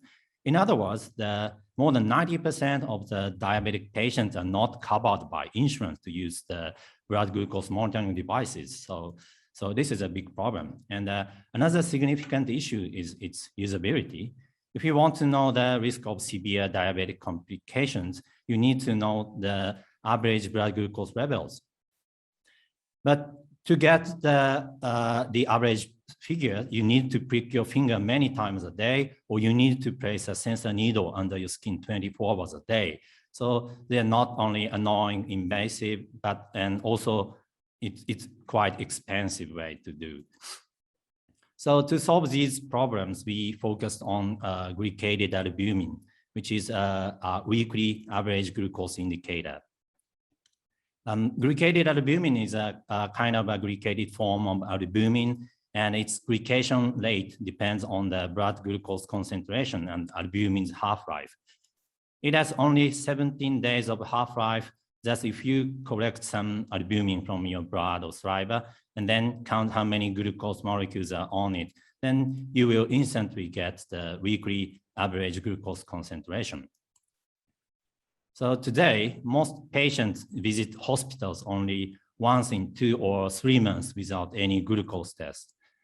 So instead, using Probigate's weekly GA monitoring system, patients will be able to check their average blood glucose level with an affordable, only once a week blood or saliva test, which will motivate them to maintain their healthy habits. And many say that it's just a kind of a hypothesis, but it's not. We've already conducted a clinical trial with Tokyo University's hospital, and the results were surprisingly promising. Among the intervention group, the diabetic patients improved their GA, body weight, and liver function markers as well. So this was surprising. To fully use glycated albumin's potential to motivate and induce further behavioral change, we will provide a weekly GA monitoring system based on our unique enzymatic biosensors with coaching apps for patients and of course the dashboard for doctors. So finally, let me introduce my wonderful team. We have great serial entrepreneurs in the board, and also especially experienced engineers, including Dr. Ito, and he's the world's first inventor of continuous glucose monitoring back in 1980s. And of course, we have key opinion leaders from academic societies as well. Here are today's take-home message from my company. The market is far from saturated, and also it's weekly average glucose that matters, and people can improve their lifestyle. Diabetes is often said something like it is a self-inflicted result of laziness, and it is impossible to change their behavior, but it's totally wrong. People can improve their lifestyle, and I hope glucose review can impact their quality of life. So if you think our challenge is worth trying, please don't hesitate to contact us through our website. So that's all for today's my presentation. Thank you very much. Okay, thank you very much, Sekimizu-san. So Jay-san, Mr. J, could you comment or make some questions? Yes, hello, thank you for your presentation and for the information around this. That's really helpful. It wasn't clear to me what your product actually looks like and what the actual user experience is like. I see. We are in the process of submitting the designs and the patent on the, even submitting the process. So we cannot show the detailed image of our product, but our device will be something like this. You can see here is a desktop type of point of care testing device. So it's size of a laptop computer size. And we often say that, when we think about glucose monitoring devices, it could be a very a very small and mobile type is very, this is a popular type of the glucose monitoring device. But our device is only once a week testing device, so it is okay to keep it in the home. So it is our first device would be the desktop size. Something like this. Yeah. Okay. So one of the things that you mentioned earlier is the percent of population who currently does not have access to glucose monitoring. Exactly. Right. What do you think drives that gap? And would a technology like this address some challenges around access versus, I think the biggest one is the financial burden for the diabetic patient and the education as well. If you want to use this kind of device, you need to pay, let's say $100 per month to monitor the average blood glucose. So it's not affordable for everyone. So I think more than 90% of diabetic people, they are not covered by the insurance because they do not use insulin. So they will not choose to pay by themselves to use this kind of devices. But what if we can reduce the cost 1/10 for these people? Our device is using some kind of technology which is very resemble to these conventional devices, but the frequency is 1/10 lesser than these devices, so we can reduce the cost. So I think that the cost is the first priority for them. Excellent. Okay. And the digital piece, the last question I suppose is the digital piece, and we do see some gaps in people who are elderly in being able to kind of manage digital devices. Can you comment on that? How do you mean that? I don't get you. Okay, sorry. The older generation often has challenges with managing digital technology and digital devices. I see. Yes. When it comes to the older past people, we are going to make a very, how should I say, easy to understand user interface is quite important. So, and also our clinical trials is we collaborate with many volunteers from the diabetic patients, and their average age is 65 years old or something. And it is very hard for them to use the smartphone, and but still we can find a way to make the most simple way to let them stick to these services on the daily basis. So I think it's doable. It's great. I'm glad to hear that you are including that demographic in your patient trials and catch that experience. Excellent. Thank you. Okay, thank you very much. Okay, let's move on to the next pitch. So, Tosu-san of Verizon Therapeutics, can you start your pitch? Sure. Hello, everyone. Verizon has an innovative technology to deliver the medicine to the brain. Do you know how many people suffering from the brain disease in the world? Anyway, there's so many.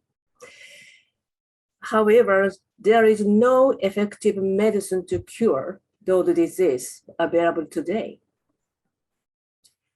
And recently, the FDA approved, the new antibody drug for the Alzheimer's disease.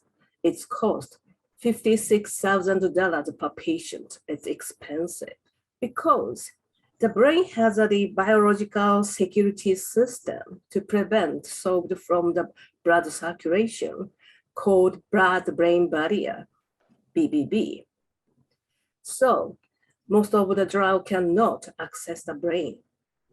However, brain has the proactive transporting pathway to take a nutrient molecule necessary for its life. So using that pathway is very useful for the drug delivery system to the brain. Recent drug delivery system named Brain Access has two technologies.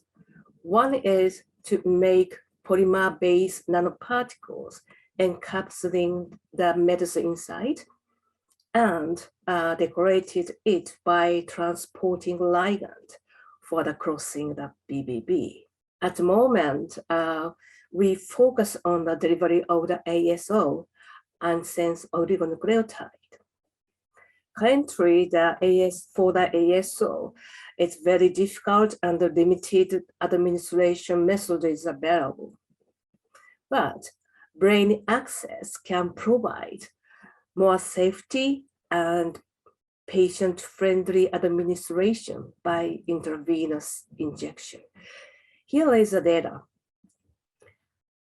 Methylized ASO achieved over the 15 times of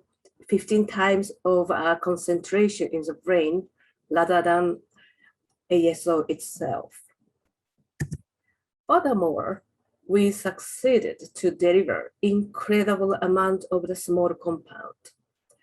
This compound cannot access the brain, but methylized compound accumulate by thousands of times of the concentration in the brain. Anyway, I talked about the delivery of the ASO and the small molecule. However, our technology, Brain Access, can apply any modality like the messenger RNA, antibodies, or peptide. And at the moment, we use the transferrin receptors pathway. However, we can expand more functional ligand for the other pathway for the crossing the BBB. Our customer are pharmaceutical company. We have several high potential prospect of the partners in worldwide. Let me talk about our financial plan. We were recruiting our next round by $5 million for next March. And we start talking with new investors. If you're interested in us, please contact us.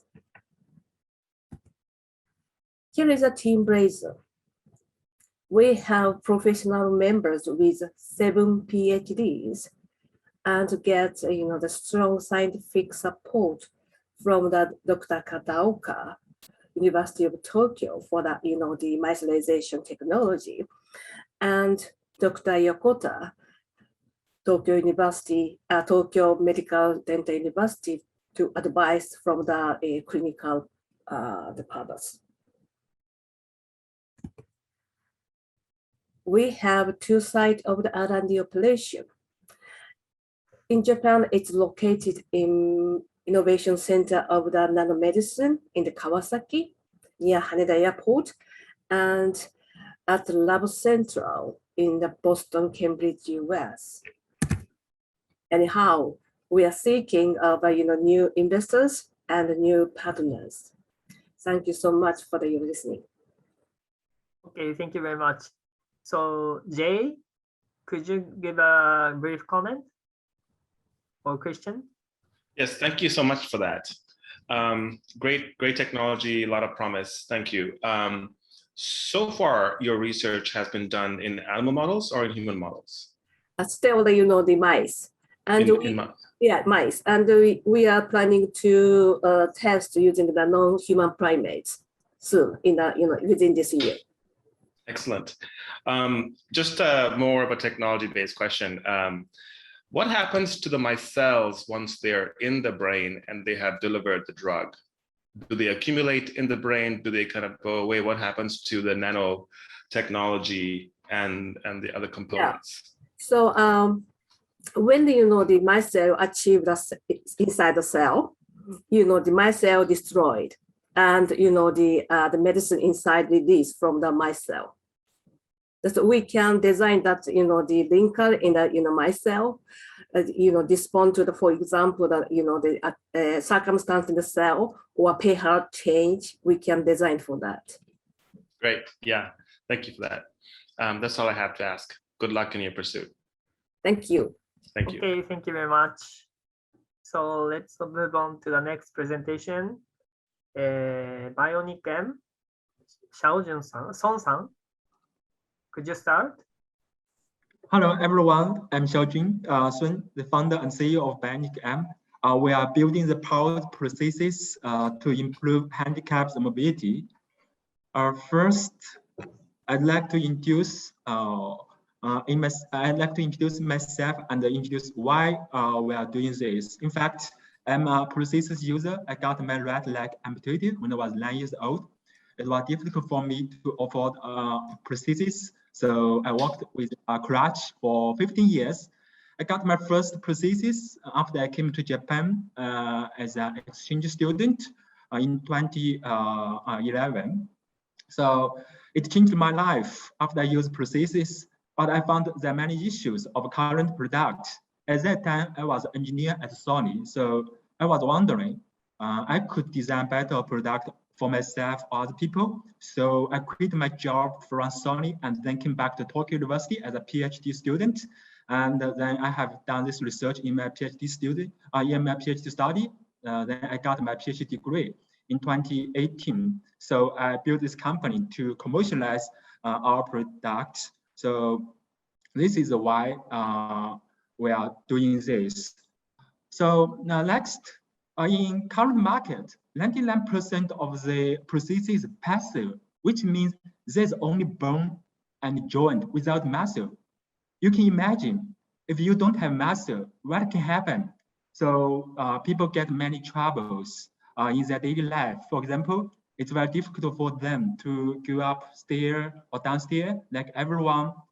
It's very easy to get the debuggy to fall down. So the handicapped people have to take carefully every day in their daily life.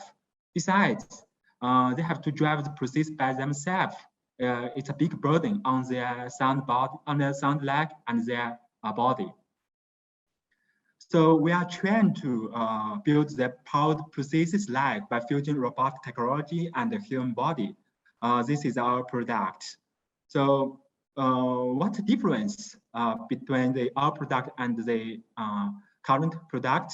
As you can see the video, in left one, when the user stand up from seat, they can stand up much more easily and largely and reduce their sound legs, the burden. Besides, our leg is much more safe, so it can provide falling down. So the user can walk much more easily and without worrying about falling down. This is a big difference. You can see in left video, the user have to go up like this way. In right video, the user can go upstairs like everyone, step by step, alternatively.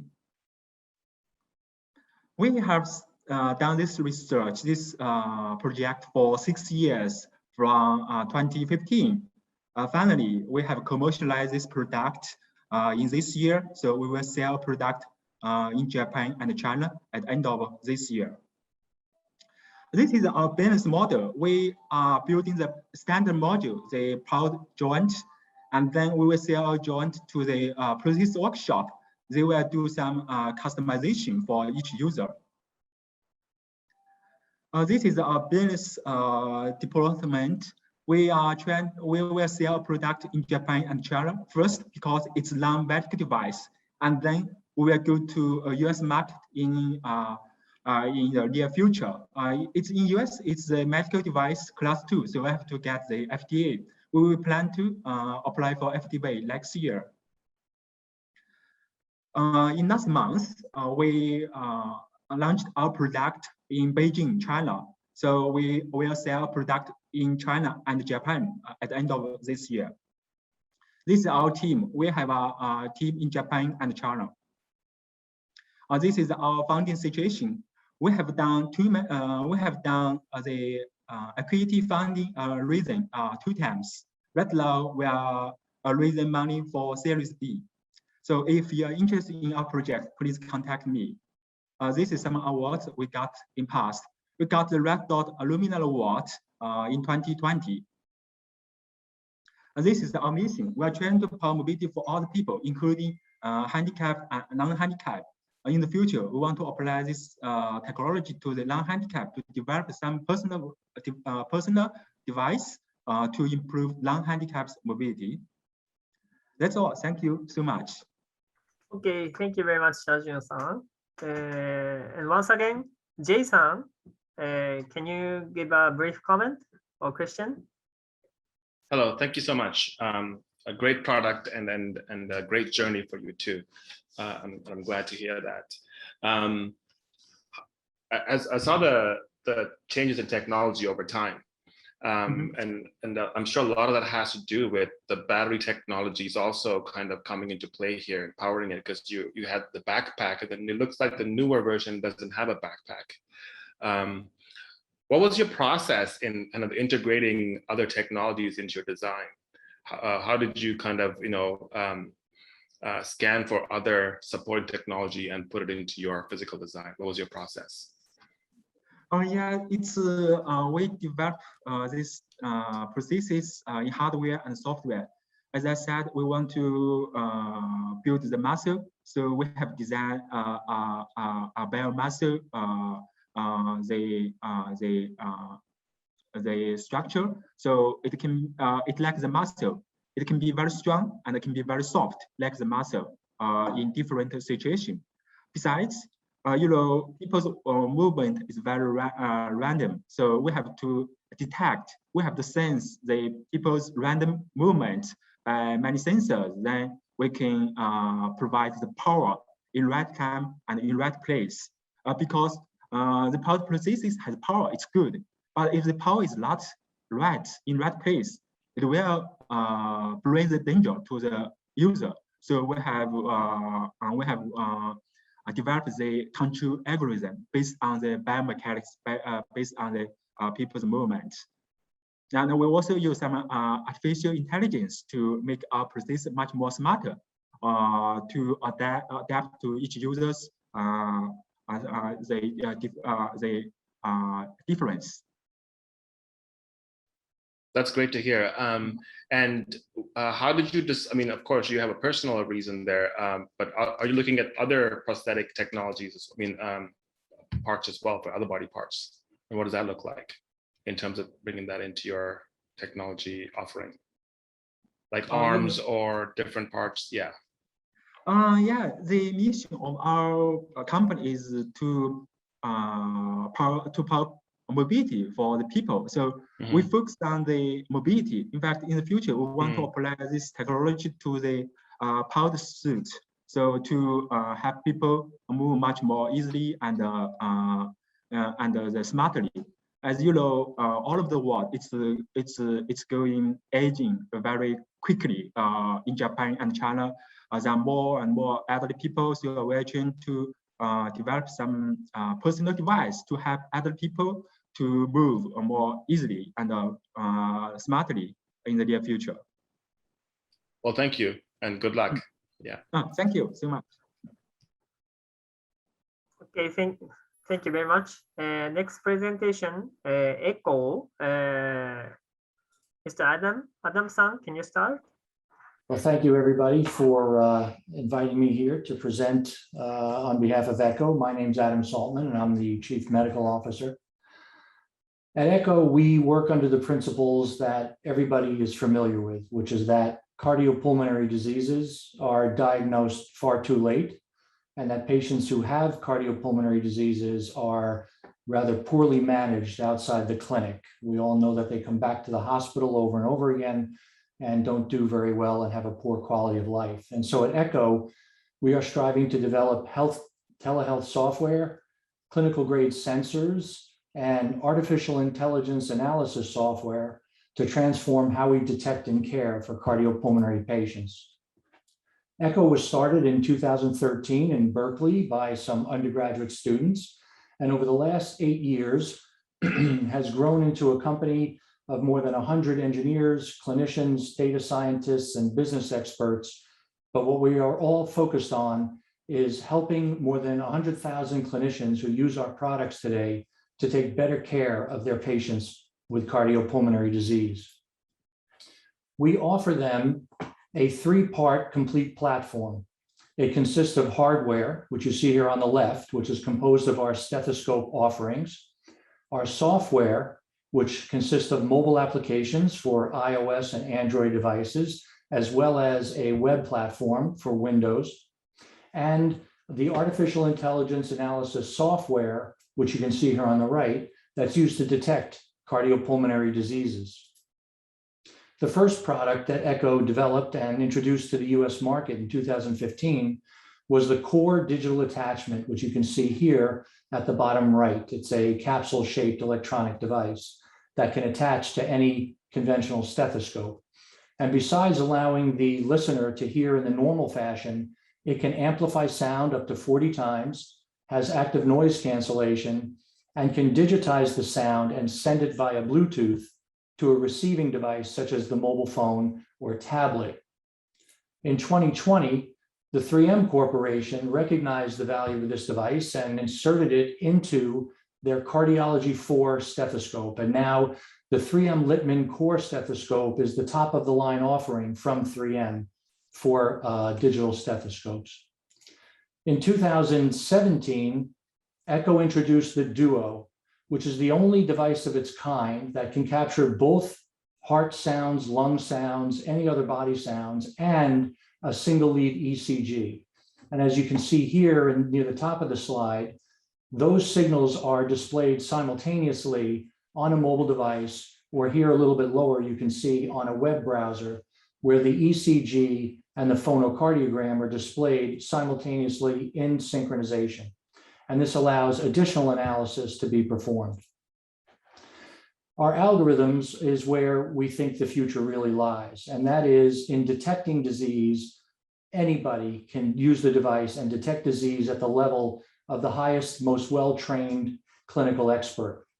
We currently have a package of algorithms that are on the market in the US and Canada and the EU that can detect atrial fibrillation from an ECG, can detect murmurs in the heart sounds indicative of valvular heart disease, and soon to be on the market, an algorithm that can detect from an ECG that the heart's pumping capacity is reduced or there's a low ejection fraction. And here you can see the data that we submitted to FDA regarding sensitivity and specificity of those algorithms. Comparing the devices to each other, you can see that the algorithms that function on sound are largely where the core does its functions. So murmur detection, heart rate, QRS measurements. The Duo, because it adds the ECG, can do additional algorithms like the rhythm detection for atrial fibrillation, tachycardia or bradycardia for faster, slow heartbeats. But we're not stopping there. We're continuing to work on additional algorithms to increase the breadth and the depth of our offerings. We will have a murmur characterization algorithm in front of the FDA in a few days that will tell much more detail about heart murmurs. The low ejection fraction algorithm I already told you about. We also have in development algorithms that can identify abnormal lung sounds that are associated with chronic lung disease or asthma or other lung conditions. And we're also working with the University of North Carolina on a study that is helping us to develop an algorithm to detect whether a hemodialysis access is functioning or about to fail, which, as some of you know, is a huge problem for dialysis patients. We've seen our technology deployed in 3 broad categories so far. The first is what we call clinic-to-clinic telehealth, where physicians consult with each other. Frontline physicians, for example, primary care practitioners may record a sound and they're not sure what it is. They call a cardiologist and they transfer the sound and they have a consultation in real time. There's also point-of-care screening, where patients can be screened for cardiopulmonary disease by running the algorithms through a device like the Duo during, say, a normal physical, an annual physical exam. And finally, we're seeing it used in the home setting, where live telehealth visits are being done now with the ability to auscultate the patient's heart or lungs, which was not possible before, and with asynchronous remote patient monitoring, where recordings are taken and then reviewed offline by the caring clinician. My marketing team was nice enough to put together a bit of a Hollywood squares here for you, just looking at all the different categories where we have seen people using our product and all the different specific use cases. And you can see that we're covering many different areas of healthcare, helping people take much better care of their patients. So at ECHO, we're really trying to help clinicians with clinical decision support tools achieve their goals of taking better care of patients. And when we talk about improving healthcare, we aim for what are called the quadruple aims of healthcare improvement, which is improving patient outcomes, reducing the cost of care, improving patient experience, and increasing clinician satisfaction. And so with that, I'd like to thank you for your attention and your time. My contact information is here if you want to reach out, and I'm very happy to answer any questions. Okay, thank you, Adam. Goji-san, UTech, Goji-san, could you comment? Hi, nice to meet you. My name is Tomi Goji from UTech, a venture capital firm associated with the University of Tokyo. Well, I remember that you said ECHO was established by UC Berkeley undergrads, right? Yeah, but your role is chief medical officer, which is very special with lots of expertise in this field, and you have MD and PhD. So I'm interested in when you joined ECHO, yeah, and how the company grew itself, from an undergrad startup to a very professional, company with a $100 million money capital, right? Yes, that was a Series C about a year ago. Oh, yeah. So I joined the company in March of 2020 and was probably one of the first executives outside of the founders of the company. Because one of the issues when you have a company that's making medical devices that's run by engineers is they don't necessarily have the clinical perspective on where the needs are. And that's one of the reasons why I'm presenting today, is because I'm trying to make connections really in the Japanese market and learn what are the needs of Japanese physicians taking care of patients, and how can we build products that fit those needs and help them take care of their patients. It's probably not exactly the same as the United States. When I was in practice as a cardiothoracic surgeon, I knew that the pattern of heart disease in the United States is very different from the pattern of heart disease in Japan and in other countries. And so it's important to direct the company to make products that fit the needs of the clinicians wherever they are. Well, actually, Japan is very strong in your field, cardiopulmonary field, because ECG was invented in Japan, actually. Yes, I know. Right. Well, but anyway, I'm interested in, Oh, go ahead.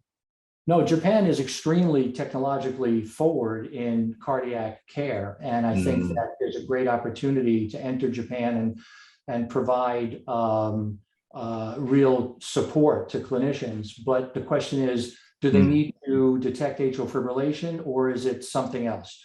Do they need to detect valve disease, or is it coronary disease? Do they need to, what are the targets? What are the clinical targets? And that, if I build a product for the United States, it does not necessarily meet the needs of Japanese physicians or Brazilian physicians or Russian physicians or all around the world. So it's important for me to understand that and to focus the company's efforts to build the right product.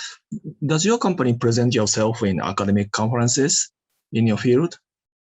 If so, yeah, it's a good place to be connected with, Japanese medical practitioners or, yeah, So go ahead. that's the second reason that I'm here today, is to try to find connections in the academic community in Japan and to collaborate with them on clinical studies and to present our data. So that's very important for us. Yeah. I think many Japanese scientists attend academic conferences held in the US. So it might be a good place to get connected to those of them, some of them. Well, and I know some doctors at the University of Tokyo's hospital. Maybe I could talk to some of them. Yeah. Thank you. Yes, I would really, really love that. Thank you. Can we move on to the next? Okay, I'm gonna send my email address to you. Okay. Yeah, through this chat. Okay. Thank you very much, Goji-san. Okay, thank you very much, Adam. Thank you. So next will be the final pitch from StartBahn. Shi-san, can you start? Hello, my name is Taihei Shi.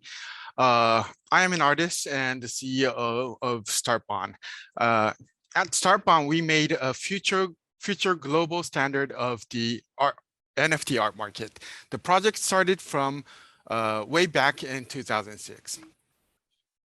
At that time, I came up with the idea of helping artists profit not only when selling their artwork for the first time around, but also each time artwork is resold. And in 2015, we succeeded in creating a marketplace named StartBahn.org that sends royalty fees to the original artist in the secondary sale. Then many people asked us, what will happen to the collectors? What will happen if the collector sells it on another marketplace? What will happen to the royalty fee? The following year, in 2016, we realized that utilizing blockchain technology would solve this issue. Since then, we've been working on an art blockchain network named StarTrail. StarTrail is designed to guarantee the reliability of art across services and organizations. The network automatically records history, inherits and transfers rule sets about the artwork, and sends royalty fees across services. Even if StartBahn disappears, the infrastructure will continue to support the art ecosystem and its artists. On top of StarTrail, we also provide a service layer called StartBahn Cert, which is a user interface to make it easier to use StarTrail. StartBahn Cert supports not only physical artwork, but also digital native artwork. We also provide SDKs and we also provide SDKs that can be easily used for various art-related web applications. StartBahn has started to gain traction in the art ecosystem. For example, SBI Art Auction has used StartBahn since 2019. The most expensive artwork sold at the biggest art fair at Tokyo in 2021 also had StartBahn Cert. It is also being used by major galleries, art colleges, foundations, and famous artists and collectors. We have also launched a web service with the biggest publisher in Japan, known for their famous manga, to sell high quality manga prints along with StartBahn Cert. Currently, there is still a lot of opportunities in the NFT field. Perceived challenges in terms of interoperability and compatibility among marketplaces exist. For example, the inability to properly inherit rules and contracts of the artwork and the inability to send royalty fees across services. And it also has what I believe is an artificial division between crypto art world and the traditional art market. So if artists and the art ecosystem want to create and maintain value in NFTs, these pain points need to be solved. And we think we have the solution. We are creating a world with robust, compatible economies and ecosystem. If you are interested, please feel free to contact us. Thank you. Thank you very much. Okay, thank you very much. So, IPC 大泉様, could you comment? Yes. San, thank you for your presentations. Thank you. Yeah, it's a hot topic. Hot topic. Right. Yeah, exactly. And I think it's a huge future, but it is a hot future. So I assume there must be a global player other than your company. And what is your differential points compared to the other competitors or other players? And how do you compete with them? If you have any ideas, please let me share. Thank you very much. We only had 4 minutes for the presentation, so I just very have to shorten the detail of our what we're doing. But I took time in describing why we started this blockchain infrastructure. I said that I wanted to send royalty fees to the original artist. That was the whole purpose and the original idea. So many of the NFT marketplaces or e-commerce or whatever art organization is doing a primary sale or like the marketplace. But what we are doing is a secondary distribution management. So we have to connect lots and lots of NFT marketplaces or museums and auction houses and galleries. And we are doing the second layer, or like the top layer, or like the above layer over those primary layer. So I assume we are only the player that are doing this right now. But at the same time, the demand is increasing little by little, because right now NFT boom just started like in March or April or around there. So it's very young culture, but and they are just selling artwork right now. But right now, people are finding that there's just not a proper way to manage copyrights or manage if this artwork is actually issued by the correct people, or if the artwork is issued by the KYC user or etc. So I think the demand to managing the secondary distribution or managing the thing that we are facing right now is increasing time by time. I see. So one of your unique feature is your secondary market platform, and if the artist or creator join your platform, they can share the future value creations by the increase. Well, we provide infrastructure to both primary platform and secondary platform. So we are like not a marketplace, and we just provide infrastructure for every marketplaces. I see. Thank you. Thank you. Okay, thank you very much. はい、皆様ありがとうございました。そうしましたらですね、次に、最後ですね、今回のシンポジウムの締めくくりとして、東京大学副学長の渡辺先生よりご挨拶いただければと思います。Yeah, first of all, as one of the organizers, I would like to express my gratitude to all the speakers, panelists, and the startups that participated in this symposium.